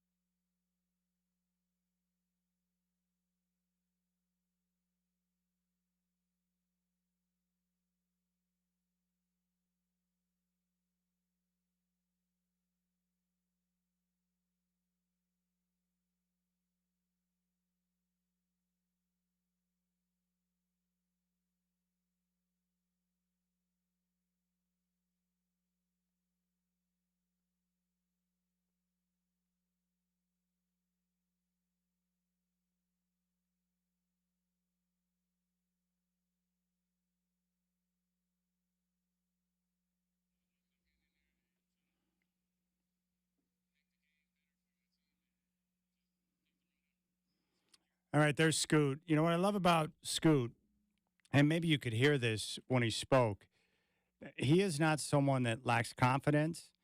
And regardless of what role he's in right now, whether he's starting or he's coming off the bench like he has been since he returned from injury, he's someone that takes everything in stride. So he understands that this is a process. He understands that he's got a lot to learn as he continues to develop early in his NBA career. I would imagine having someone like Chauncey Billups around is very helpful for someone like Scoot, but also having a veteran like Malcolm Brogdon who can help show him the ropes. But most importantly, what he was able to do during his downtime with the bone bruise, sit back, watch, learn, and continue to study. So he continues to work even when he's not playing, and that's through film study, through discussions with his teammates, with the coaches, so he has a better understanding of how to execute. And I think for him, the downtime was helpful from the standpoint that he's able to take a step back and just watch and see how things continue to develop. And we're seeing that now, too, with his vision. We've seen his assist numbers improve a little bit. He seems a little more patient in his attack when he's working off the bounce and just more of an understanding of where he needs to be. And that's really what we want to see from Scoot Henderson as he continues to develop. But his attitude, his demeanor, the way he carries himself, and an understanding that this is just the beginning of a larger work. I think that's exactly where he needs to be. I mean, this is a guy that believes in his abilities, knows what he needs to accomplish, and he's going to put in the work to get it done. So I have no concern about Scoot Henderson. And, with each passing game, it's not perfect, but we're seeing improvement. And we're seeing the game slow down for him a little bit, which is key. And he needs that. Let's go out to Tony in Boring. It's Blazers Game Day. Chad Doing and Chris Burkhart with you, 503-248-0620. Tony, welcome to the show. What's on your mind? Good afternoon. Working my way home to Boring. Nice. Is the signal okay? You sound great. Okay, I'm getting a backfeed, but I'll do the best I can. I carry myself right after I talk. I'm not worried about Scoot, like you. That guy has an extremely high passion for basketball. That last game against Utah, it's been a long time since I felt so good about the loss. But those two back-to-backs come off dunks. It must be the atmospheric river. I don't know what it. Hey, he sounded clear when he was on the phone with me. We had a good combo. It must be the atmospheric river. I'm blaming the river. It's brutal out there. It's brutal. It's brutal. Cell phones in general on the radio are brutal. It's not you, Tony. It's the atmospheric river, so don't worry about it. 503-248-0620 is your telephone number. But in the year of our Lord 2023, you think you could just get dependable cell phone signals sometimes. Like, my goodness. I've had a cell phone now for like 23 or 24 years. In all that time, they've never solved the issue with the most basic function, making a phone call to somebody. Right. That's why I get into it with Preston when we're out on those remotes, and he trusts that little cell phone card that we use, little hotspot. I'm like, just bring a hard line, dude, so we can get real internet and have a good signal. Oh, no, dude, this thing works great. And then he has to call Shacker 10 minutes to show. I don't know why, but, like, the hotspot's not working, man. Happens all the time. Let's go back out to the phones. Raider Mike. Raider Mike, what's going on? Dude, I'm in town. You're in Oregon right now? Oh, yeah, for the holidays. Well, that's great. How long are you going to be in town? Probably till the holidays are up. All right. We tried. Might have to put in a ticket because all these people sounded great when they called in. It's once we're putting them on air, they're sounding weird. So might have to do some investigating, some sleuthing over here. All right. When we come back, we'll give you a scoreboard report and let you know what's going on around the association. And we'll keep things pressing as we get ready for tip-off tonight, 7 o'clock. Blazers back in action after a few days off. They're taking on the Warriors. And it's going to be right here on your home of the Blazers, 620 Rip City Radio.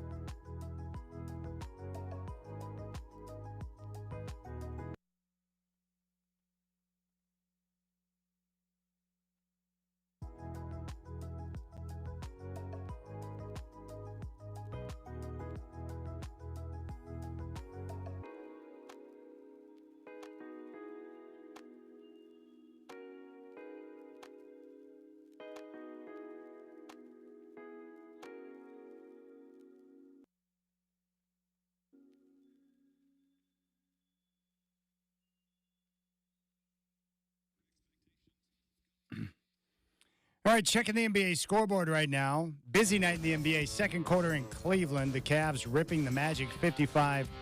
Halftime in Detroit. The Pistons lead the Grizzlies 56-52. Second quarter nearing an end in D.C. Wizards on top of the Sixers 62-57. First half so far, Joel Embiid, 26 points and 6 rebounds. First quarter in Toronto, Heat lead the Raptors 28-24. Caleb Martin with 13 points. First quarter in Atlanta, Hawks on top of the Nets 24-23. And midway through the first in Minnesota, the red-hot Timberwolves leading the West at 15-4 lead the Spurs 16-14. Games coming up later on tonight at 5. The Hornets are in Chicago to take on the Bulls. Chicago favored by 4.5. At 5 in Houston, Thunder and Rockets. OKC favored by 2.5. 5:30 tip in Dallas. The Jazz and Mavericks. Dallas favored by 11.5. Down in San Francisco, as you know, the Warriors and Trailblazers. 7 o'clock tip. Golden State favored by 12.5. And ESPN at 7 o'clock. The Nuggets are in Los Angeles to take on the Clippers. LA is favored by 1.5. And that is your scoreboard report here on Blazers Game Day. Now, Chauncey Billups, now keep this in mind. This is very important for the Blazers. You know, they last played on Saturday, and so they get, multiple days off, Sunday, Monday, and Tuesday before they play their game tonight. This is one of those breaks in the schedule that's very helpful for an NBA team. And you've heard me talk about this before, but the problem with the NBA once the season begins, because teams are traveling so much, flying from this city to that city, playing games, they don't get a lot of free time to get in the gym and practice. A shoot-around's not the same as practice. Practice is when you're able to get together as a team and really work on the different things that are ailing you in your games. You can focus in on details. You can work on your defense, your offense, and the coaching staff can reinforce all the different things that they want to do. And that's one of the opportunities that's been presented to them ever since they played their last game against Utah on Saturday with this break in the schedule. And Chauncey Billups had a chance to talk about, that practice time. Which I'm really happy about, is we got 2 practices. We had a little time this week to practice, so I'm happy about that. But his conditioning looked pretty good. I feel good about it, but we'll see. You're hoping next couple games or so, maybe? The next couple what? Games or so, next few games maybe. For Ant? Yeah. To start playing? Yeah. Shit. I'm hoping the next game is what I'm hoping. Not games or so. I'm hoping now. But we'll see, though. How's Jeremy? I feel bad for Jeremy, man. I mean, shit, you get banged like that on a dude flopping. But anyway, he's headache, not his best days ever, but he'll be okay. Is he here, or are you guys just having him stay home? No, he's not here. He's not here today. So, but we got it all under control. Obviously they announced that he's in the protocol, and, you got concussions and stuff, the lights, and, you gotta. So, no, he's not here. So, do you think he's going to make the trip? I'm not sure. We'll see how he feels tomorrow, You figured out who's going to start if he can't go? No, not yet. The trip was successful, but was it a little disappointing to not be able to? And obviously, you can't disrespect any NBA team regardless of who isn't playing, but a team losing its 2 best scorers and kind of struggling, and to not close it out, was that disappointing? Yeah, that game was disappointing. The Utah game was disappointing. But as we know, because we've been on the other side so many times, it's just a tough game to play. I know my guys were tired, and y'all know I don't do the excuse thing, but we're on an 8-day trip, man. We in 4 different time zones, and 4, it was just tough. And then the last game of the trip is always very difficult, so even if their guys would have played, Markkanen and Jordan, it would have been a tough game. But, I've always just thought that these are all NBA players, and if you don't have it's not about a respect thing. I think we all respect them, but what you don't have is most of these guys haven't played a ton of minutes. So scouting them, you're like, damn, what is he? Oh, man, he got 14. Oh, he can't shoot. Like things like that end up hurting you. But it really wasn't that to me. It was our lack of focus from trying to keep them off the offensive glass. They're the best in the game, So whether their guys play or not, they play the same way. And that just hurt us, man. I thought that won the game for them. All right, there's Coach Billups as the Blazers get ready to take on the Warriors tonight. Jeremy Grant is out. He's in concussion protocol. Of course, Ish Wainwright and Robert Williams are out as well. DeAndre Ayton is doubtful with his right knee soreness. So I wouldn't expect to see DeAndre Ayton tonight. I do expect to see Anthony Simons. And that's going to be pretty cool because the Blazers have needed him ever since he exited and had to have the thumb surgery. His offense is going to be a welcome sight. And just having him on the floor and the threat that he provides and the attention he's going to get from the defense is going to make life easier for the rest of the guys on the floor. And big time. And the Blazers, over the last week plus, have done a much better job of connecting on their three-pointers, and having Anthony on the floor is only going to help, further that process. So good news. Anthony's going to come back. Jeremy Grant right now in the concussion protocol. Just want him to get rest and get back to 100%. That was really hard to watch in that game against Utah where he exited and did not return, but he got clocked pretty good. And you could tell when he was on the sideline there, he was in a lot of pain. So we want him to get well, and the Blazers will continue to do what they've done. Next man up, and they adjust and work with the guys they've got, and they've done a good job of that so far. And I got to give credit to Chauncey Billups. I know a lot of you don't like to hear it, but he's done a good job with this group. Chris Burkhardt is with me. We welcome him into the show. What are you expecting from Anthony in his first game back in quite some time, coming off the thumb surgery? I mean, he's been practicing, and I think he's 100% now, so good offense, be able to play at regular speed, I would guess.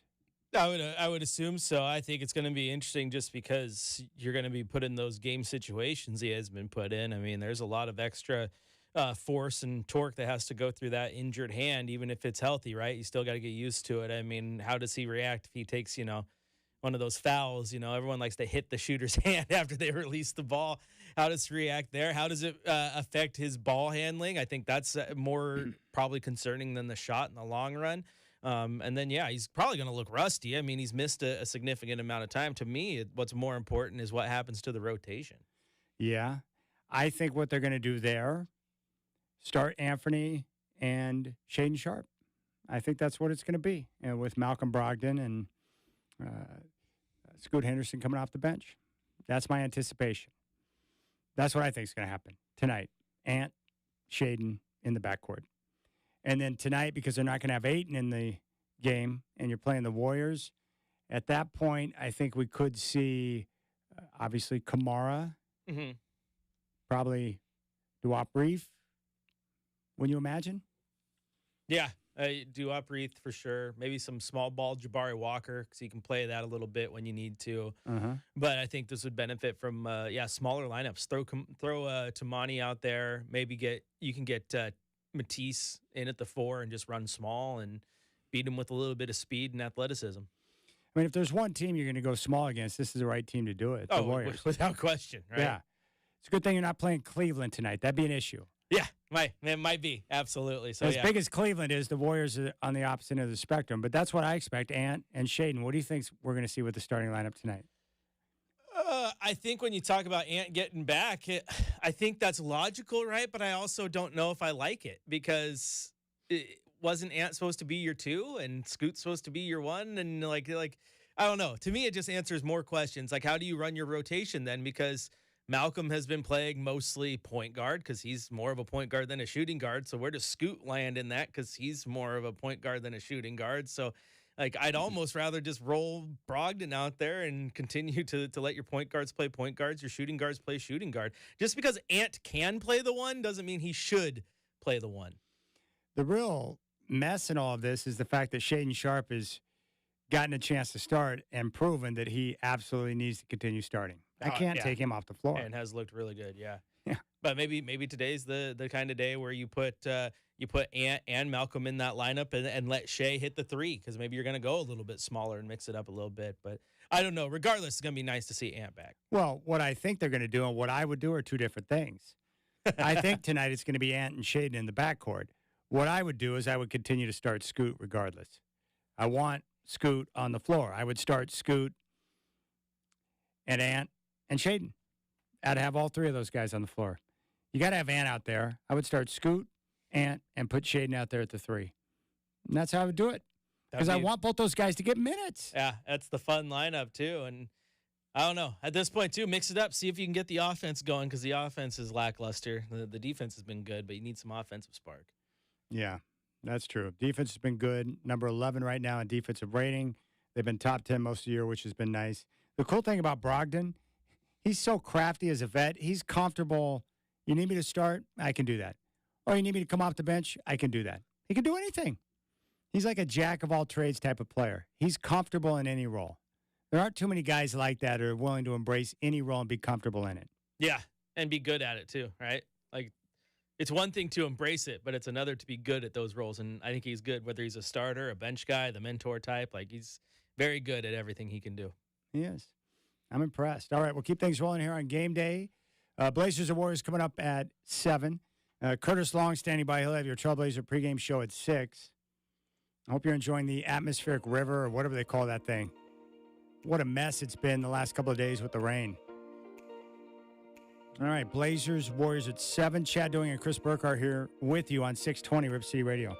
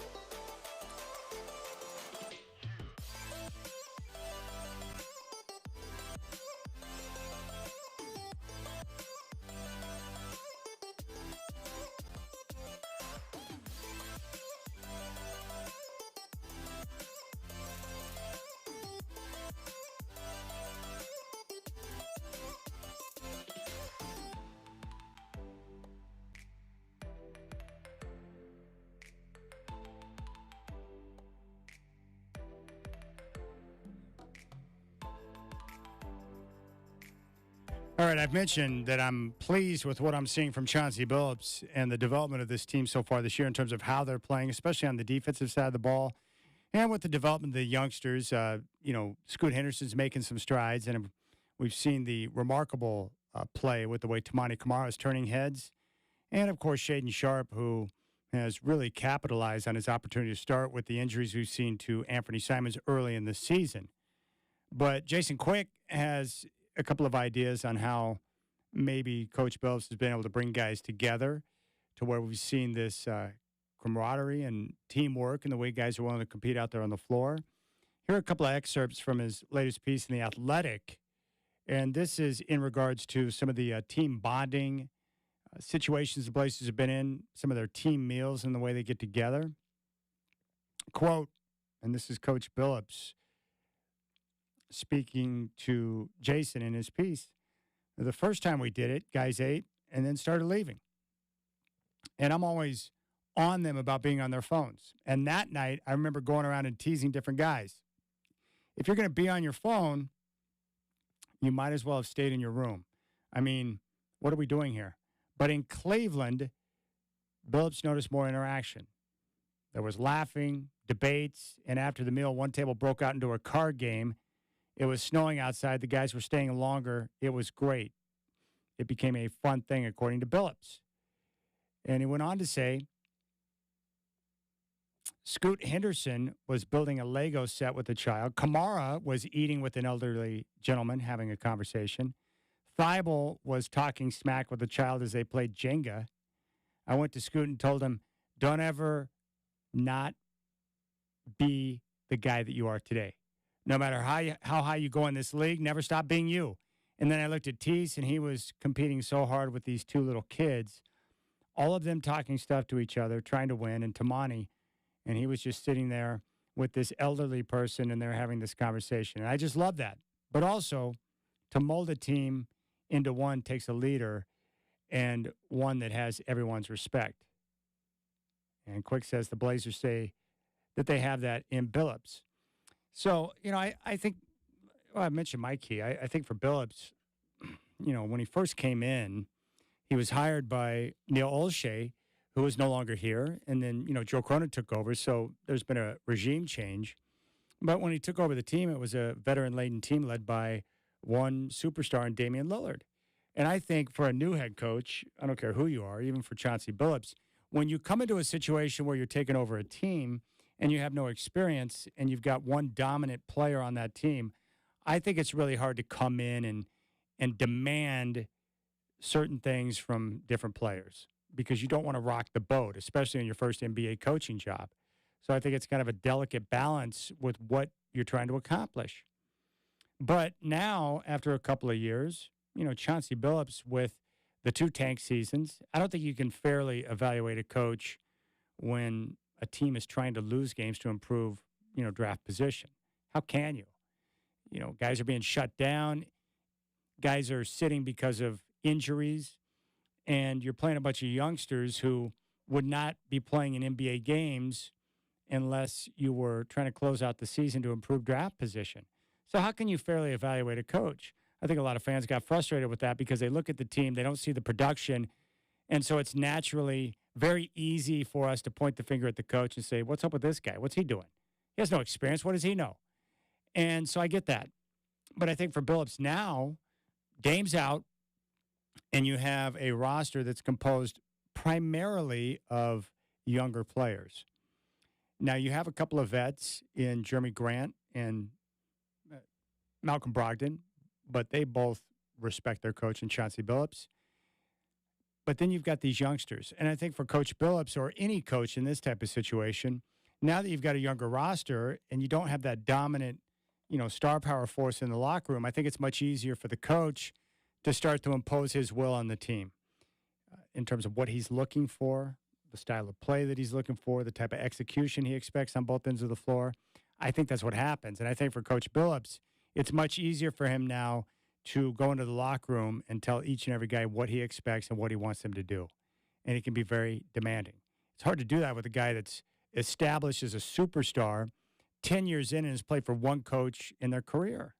That's not a knock on Dame. It's just he played for one coach. And if you have a lot of success doing it one way, at some point, why would I want to change the way I do things? I've become a superstar and have had tremendous success doing it this way. It's hard to ask any player in the league after 10 years in to change dramatically the way they go about their business. So now Billups can come in and he can demand certain things. He can, use playing time as a way to discipline guys if they're not doing things or executing the way he wants them to. And most importantly, he's gotten the buy-in. So that's how I know that Billups is getting the job done so far, because he's getting buy-in and players are playing hard for him. They're executing in ways that he wants them to. In other words, he's got their ear. So that tells me that something is going on that's right. So keep an eye on that. But right now, you can't deny that the progress that we're seeing in certain areas of this team, it's directly linked to Chauncey Billups and his staff. Now, are they perfect? No. Do they still have a lot of work and room for improvement? Yes. But that's anybody in their, position, their job, their career. The same thing that goes for the players. These guys haven't arrived yet. Jeremy Grant hasn't arrived. Anthony certainly hasn't. And the rookies still have a lot of work to do as well.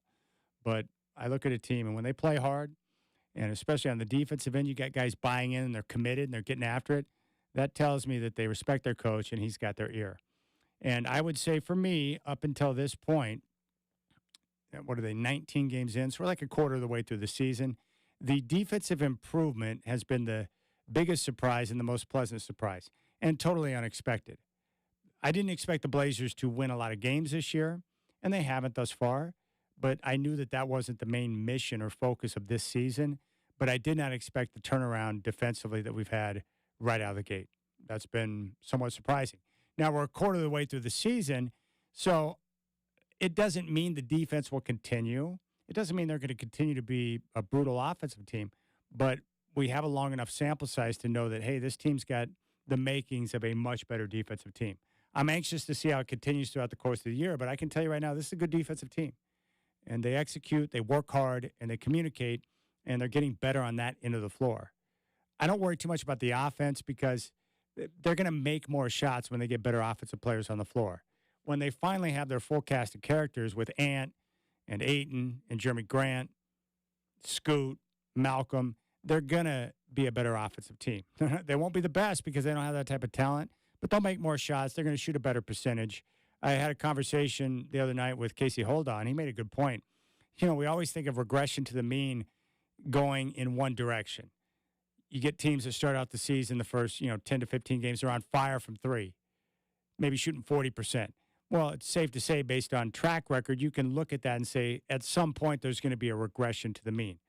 Players will do that sometimes. Well, they'll get on a hot streak.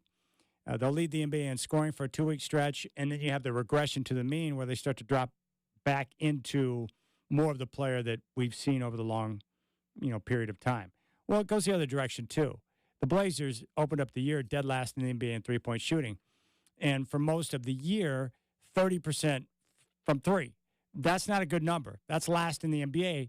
But you can also have teams that, can regress in the other direction or progress to the mean.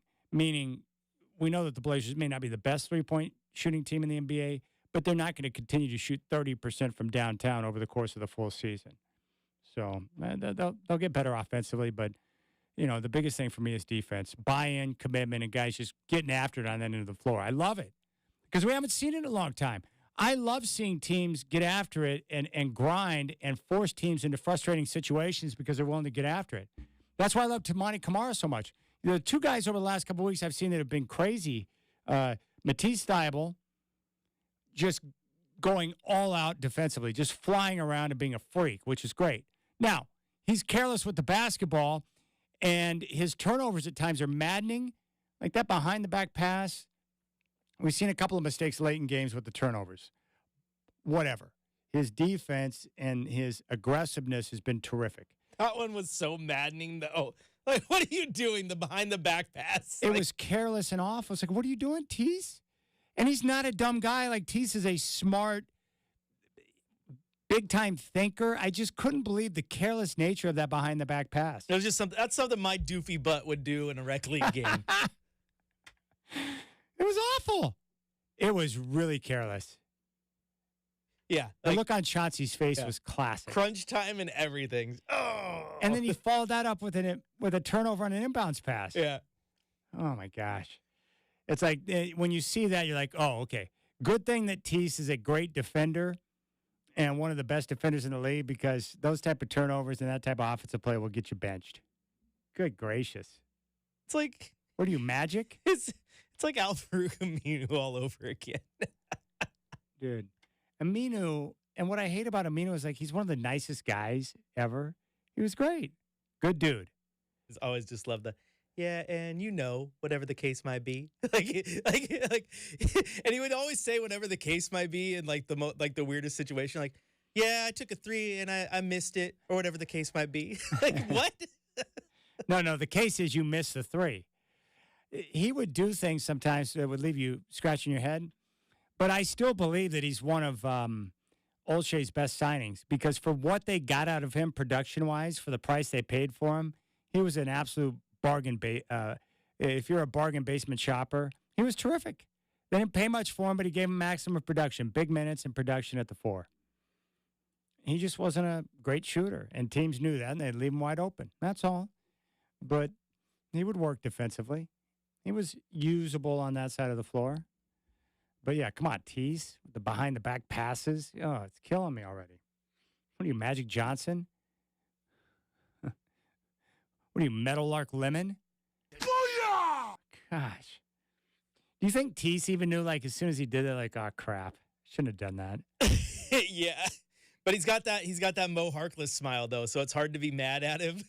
He's too nice of a guy. He is. Like, he really is.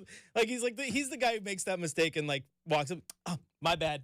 My bad. When everyone's like, yeah, of course it was your bad. No one else made that pass. But he is. He's a likable guy, so he gets away with that one pass. He is. He's one of the nicest guys I've come across. There are a couple of guys like that. Brogdon's cool. Tease is a really nice guy. They got some good dudes on this team. Ant's a nice guy. It's hard to be mad at guys that are nice. Yes, this is without question. I could criticize him, but yeah, whatever.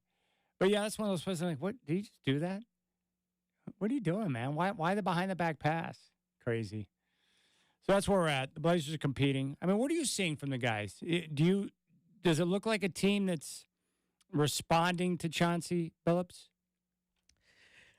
I think so, yes, in the fact that he has built that he's wanted defense forever, and now we're starting to see defense, which is nice.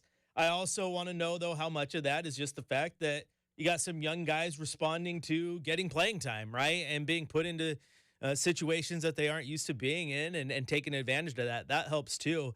But I do think it's very easy to say that and not want to give Chauncey credit. But then when you see how the team is working, all 5 players together as a unit defensively, and the communication is there, that's a coaching thing. So I do like that. But Chauncey is leaving much to be desired on the offensive end right now, but that's an entirely another debate. But no, I think he has their ear, and I think they're responding well. Do you like what you see out of Toumani Camara so far? No. I love it. I love it. He's got a chance to be a legitimate NBA player for an extended period of time if he continues to compete like that. Yeah, he's going to be good. He's doing the things that you need to do to get on the floor. He's playing really, really good defense. And then offensively, that shot's starting to come. And then he gets to show off that athleticism, too. You know, Tony and Boring tried to call when our phones, were going haywire there. But like, he was talking about the back-to-back tomahawk jams, the one that Shea had. And then Toumani followed right after that. Like, he has that explosion, too. So there's a lot of things about his game that you like. And as a Blazer fan, you gravitate to some of those guys who do that. I mean, I always remember, like, I loved Wesley Matthews because he's one of the few guys I can remember covering on this team that made watching them play defense fun. Like, and Toumani is up there right now, too. Like, watching him play defense is fun. What about the back-to-back dunks by Shaedon Sharpe and Toumani Camara on Walker Kessler? That was so dirty. Like, hey, I know you've been out for a few games. This is only like your 4th or 5th game back, but, we're going to send you back to the IR, Mr. Kessler. I love 2 things about that. First off, Chad, I love when a guy like Walker doesn't back down and tries to get up in there, and then people are like, oh, he got posterized. I would much rather my big get postered than sit there under the rim and watch a guy dunk every single time. Most guys back out. Yes. So I love the fact that he wanted to go in and play defense. Love that from him. But those two dunks back to back, I mean, those were flex plays right there. Like I'm here to play, and I'm here to take your soul, right? Like Shang Tsung style, Mortal Kombat. Your soul is mine, right? Yes. Like I own you. Yeah, and you expect it from Shea. Like it's really nice to see it from Shea again, because there was a little bit of a lull in this season where he looked tired and the legs looked beat. But to show that explosion was really nice. And then Tamani, I think, surprised everyone. It's like, oh, didn't know he had that one in the bag. And yeah, that was amazing. Tamari. I know what you did there. Yeah. You combined his first and his last name. I've done that before. Yeah. Tamani scares me. You know why? Because when you talk to him, he's kind of soft-spoken and seems very peaceful. But when he gets on the basketball floor, he's a crazy man. He's crazy. Yeah. And every single time he plays a game, he's irritating somebody on the other side. He gets under guys' skin. They don't like him because no NBA player who's established likes a gnat, an annoying energy bug like Tamani, who's always up in their grill, making them work for everything they get. He's the type of guy that you don't want to play against because he's not going to stop. No, I don't think he's up there anymore because he's believed that, the gnat thing was huge, and now he thinks he's like a wasp or something. But like Pat Beverly was like that for a little bit. Yeah. Matthew Dellavedova and those runs with the Cavs, like he was just a pest. Like he would just irritate you because he wouldn't give you space and wouldn't let you go, but annoyed you in a good way. And then you get to Tamani though. You get the size, that attitude, that dog in him. Like I love it. I absolutely love it. I just wish Zach Collins were still here because Zach Collins had that in him too. So now if you had Zach Collins here with guys like Tamani and Tease who have that in them too, and the way Chauncey wants to, I think that'd be nice. Here's Tamani after the game against Utah. I mentioned multiple guys doing different things, multiple guys stepping up to help the Trailblazers. In that game against Utah, the annoying overtime loss where they got punked by the officiating. And I normally don't complain about the officials, but it got pretty shaky there in the overtime period. Here's what I mean. 25 points for Sharp, 25 points, 6 assists for Brogdon, double-double for Ayton, 10 points, 11 rebounds, 8 points, 4 steals for Tamani Kamara. That's an annoying stat line. 8 points, 4 steals, and a block. And 1 disgusting dunk, destroying Walker Kessler. Off the bench, career high 17 points for Shaedon Sharp, 9 points for Duop Reef, who has played very well, and 24 minutes of energy from Jabari Walker. So again, multiple guys creating issues out there on the floor, making plays, which is good. And Tamani, after the game, Brooke Olsendan caught up with him. Let's take a listen.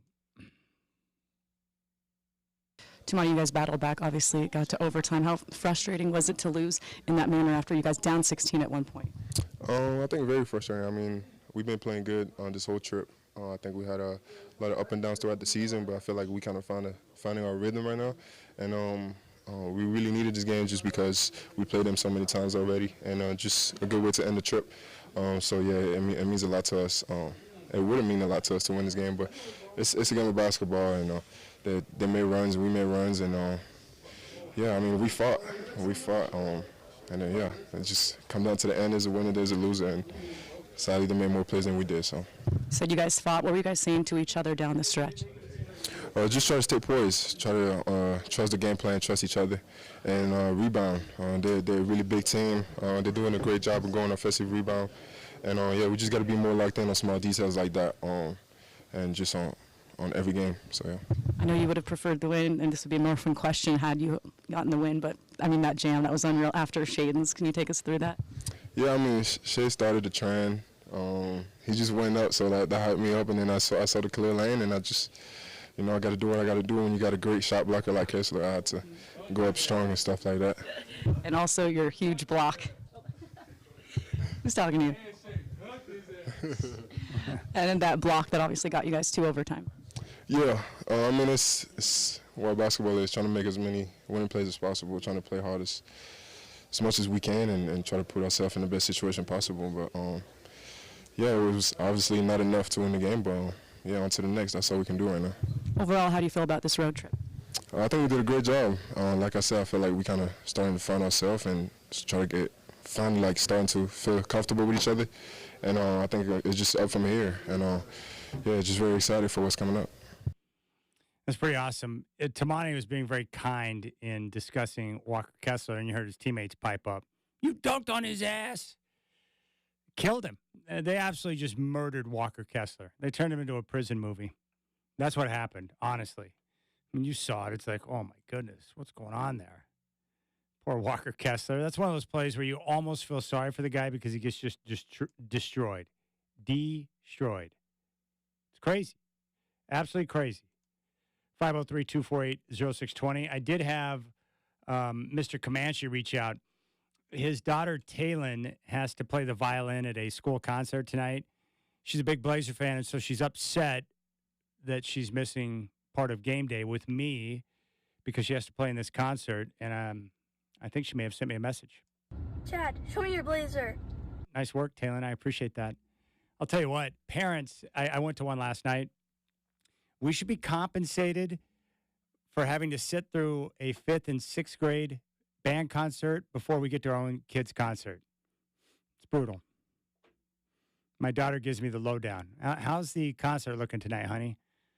We sound pretty good. The high school's good. 5th and 6th grade, maybe not so good tonight, Dad. Thank you. As someone who is an esteemed band geek through the levels of college, I will tell you, yeah, those 5th and 6th grade band concerts are bad. And I was once part of them. And I know, bless my mother's heart for listening to Mary Had a Little Lamb on repeat. Not, Mom, I got to practice. That and hot cross buns. Yes, always out of tune, too. Yeah, it's brutal. Someone's got to get, what was her name? Taylin. Taylin? Someone needs to get Taylin the sheet music to the Blazer theme song so she can just go off on her own riff and just on the violin. That'd be awesome. Even though a violin doesn't sound like a trumpet, but you know what I'm saying. No, but if the violin was playing the Trailblazer theme song, it would be awesome. Just steal the show. Even the band director wouldn't stop you at this point. Well, good work, Taylin. I appreciate the message, and you look very nice in your uniform as you get ready for your concert tonight, so good luck and kill it tonight, Taylin. All right, we'll come back, and it's time for What's the Scoot. We'll get the latest on Scoot Henderson as he's coming off a career high, 17 points. Blazers in San Francisco to take on the Warriors tonight.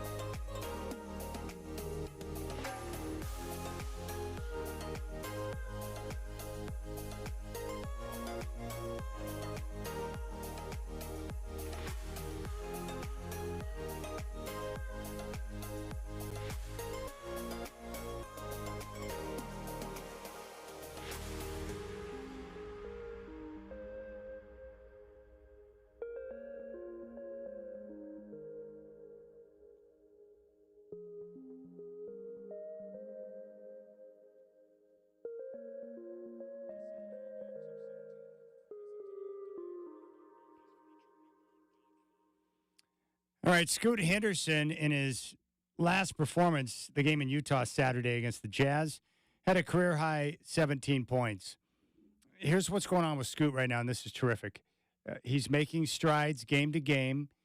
Minor progress, but that's okay. We did find out from him that he's got the contacts, the shades now that you see when he's on the floor. The eyeglasses, they've helped, but he was not seeing double rims, so that's a good thing.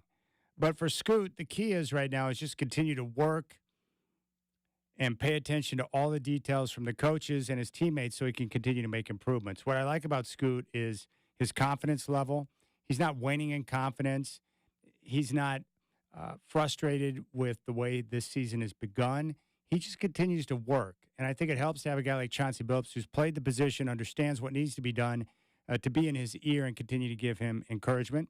Obviously, having a player like Malcolm Brogdon on the roster that he can pay attention to and watch and continue to ask questions and learn from, that's going to be helpful for him. But for Scoot Henderson, it's just a matter of putting in the work. And that work comes through practice, through the work he does in games, also the film study, and continuing to observe and pay attention to everyone else around him. But what I'm noticing with Scoot is improvement on the offensive end. The game is slowing down a little bit. He's starting to understand some of the windows when it comes to his passes and what he can pull off and what he can't. And I think with each passing game, he'll get more comfortable with the rock in his hands, making decisions, knowing when to attack. And I think what we'll see here over the next, month or so is he'll get more comfortable at finishing around the rim. He's had a lot of opportunities over the last week of, when he attacks, getting into the painted area, but he can't finish around the rim. And I think as the game continues to slow down for him, he'll make progress in that department. But I like where Scoot's at. Again, right attitude, right approach, and he's going to continue to put in the work. And from everything I'm hearing, he's doing that, putting in the work and being consistent in his work to make sure he can continue to make the progress. You want the truth? It's time for the Coors Light Cold Hard Facts, presented by Frost Brewed Coors Light, made to chill. All right, first off, the NBA officials need to be held accountable. And we saw it last night in the game with the Lakers and Suns. They awarded a timeout to LeBron James in the middle of a loose ball. No one had possession. The Lakers certainly didn't have possession, and yet LeBron gets the call. I don't know if the NBA wants the Lakers in the in-season tournament final down in Vegas or not, but what I do want is more accountability from the officials. I tell you all the time, just assume the worst with the officiating night to night so that when the bad officiating happens, you're not taken by surprise or caught off guard. It drives me crazy because of the inconsistency we see night to night, game to game in the NBA. What I want to see is a situation where the league forces these officials to have to speak to the media every night after a game. Answer questions, deal with the tough questions, explain why they made some of the decisions they made. Because I truly believe that if they had to deal with the media every night and explain some of their decision-making out there on the floor or their interactions with certain coaches and players, that it would definitely alter and change the way they go about their business. But the whole idea that they get to hide behind this NBA veil and the only question they have to ask is from the pool reporter who puts together a question that they're aware of ahead of time is total nonsense. They don't have to worry about anything because they don't have to answer any questions after a game, and I think that's total nonsense. They're paid professionals. The players have to do it. The coaches have to do it, but the refs somehow get to skate on the whole issue? Gosh, that's crap. Hold them accountable. Make them talk to the media. All right, next truth. The Trailblazers are a good defensive team. We're a quarter of the way through the season. The Trailblazers have been top 10 in defense for most of the season. They enter the game tonight against the Warriors, number 11. Look, they're communicating, they're working hard, and they're competing night in and night out defensively, and that's why they've been able to be competitive in almost every game they played this year. And we saw it on the road trip with games in Milwaukee, in Cleveland, in Indiana, and Utah. They were in a position to win those games. They went 2-2, but the defense has been a big start, especially in that second half against Indiana, the best offensive team in the NBA right now. Their defense and their pressure put a stop to that offensive attack. And I think we have to applaud that. We've been waiting so long to see a team that competes defensively. And as I've said before, I can't take you seriously as a team if you decide to not defend and you're going to be dead last in the league. But that's not this group. They compete, they work hard, and they're getting after it defensively, and I love it. The other thing is Tamani Kamara. The Blazers have discovered something here. I don't know exactly what he's going to become, but he's got a lot of talent. He's got the right attitude, and this guy is tenacious. He is spearheading, along with Jabari Walker, the exact type of attack that Chauncey Billups wants on the defensive end. Kamara's got a freaky body with long arms. He's got great athleticism. He's not afraid to attack the rim. We saw that when he destroyed Walker Kessler. He needs to improve his three-point shot. But this guy here, he's demanding playing time from the coaching staff as a second-round pick and a youngster because he goes out there and works hard in practice and then works his tail off in games. So big props to Tamani Kamara. They have found something special here, and he's a prime example of the type of young assets that you want Joe Cronin to go out and seek as he continues to move forward in future with this team.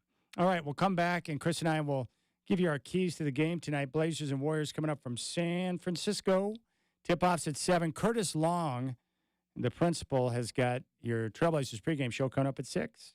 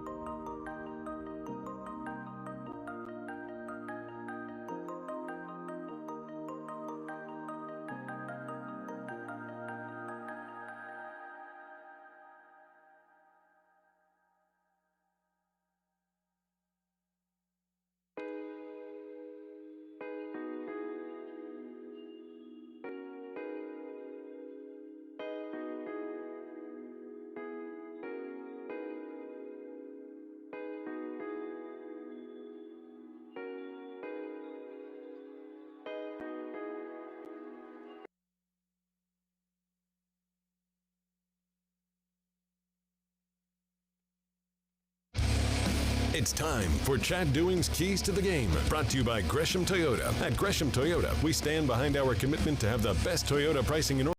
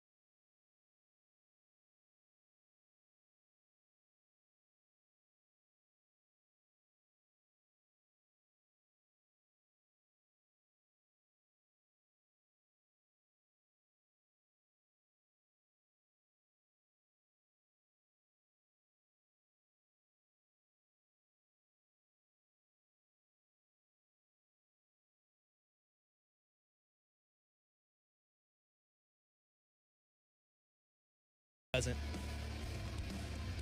Well, he sure uses offense because now the defense has got to account for him. There's no minutes restrictions on Simons tonight. They're just going to monitor his fitness throughout the game. In other words, he'll play probably 35 to 40 minutes tonight. He's going to play, and he's going to want to play. He's probably dying to get back out there on the floor.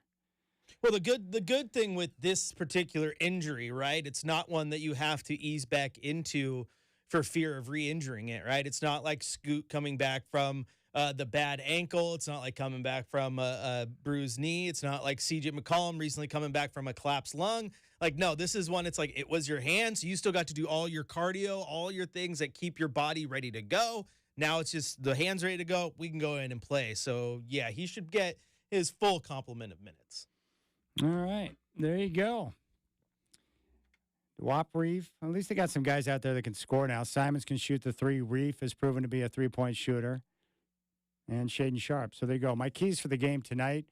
It's pretty obvious. One, protect the basketball. I know that turnovers are an issue for this group, but the Warriors are one team you don't want to turn it over against because they'll get out in transition and create all sorts of issues.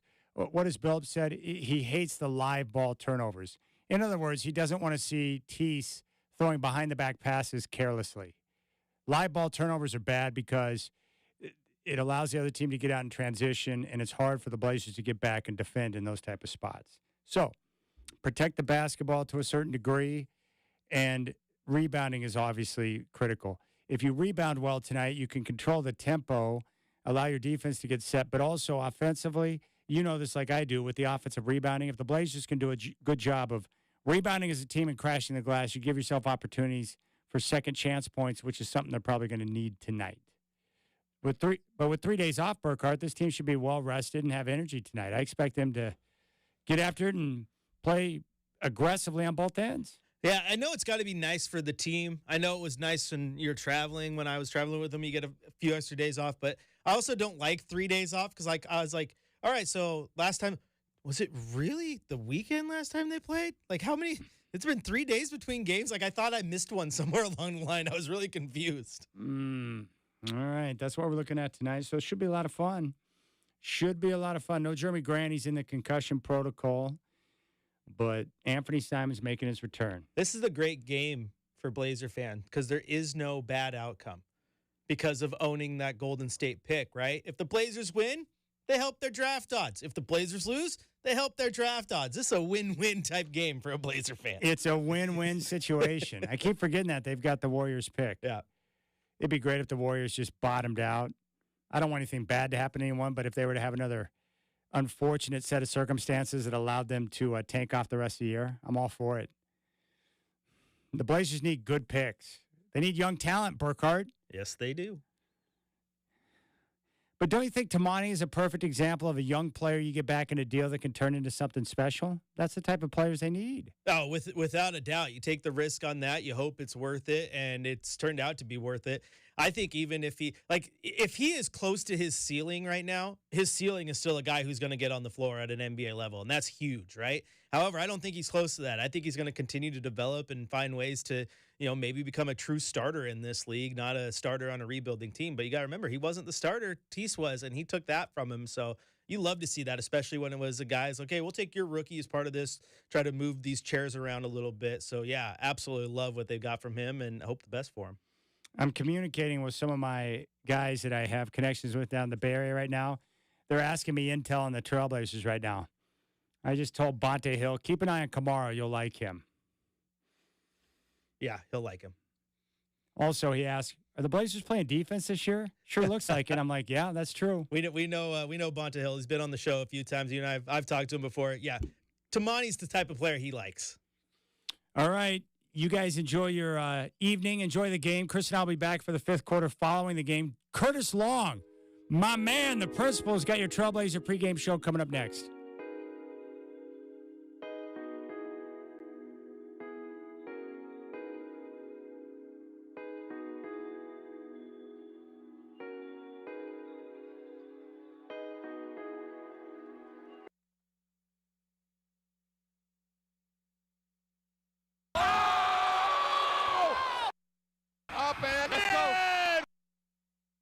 Let's get out of here.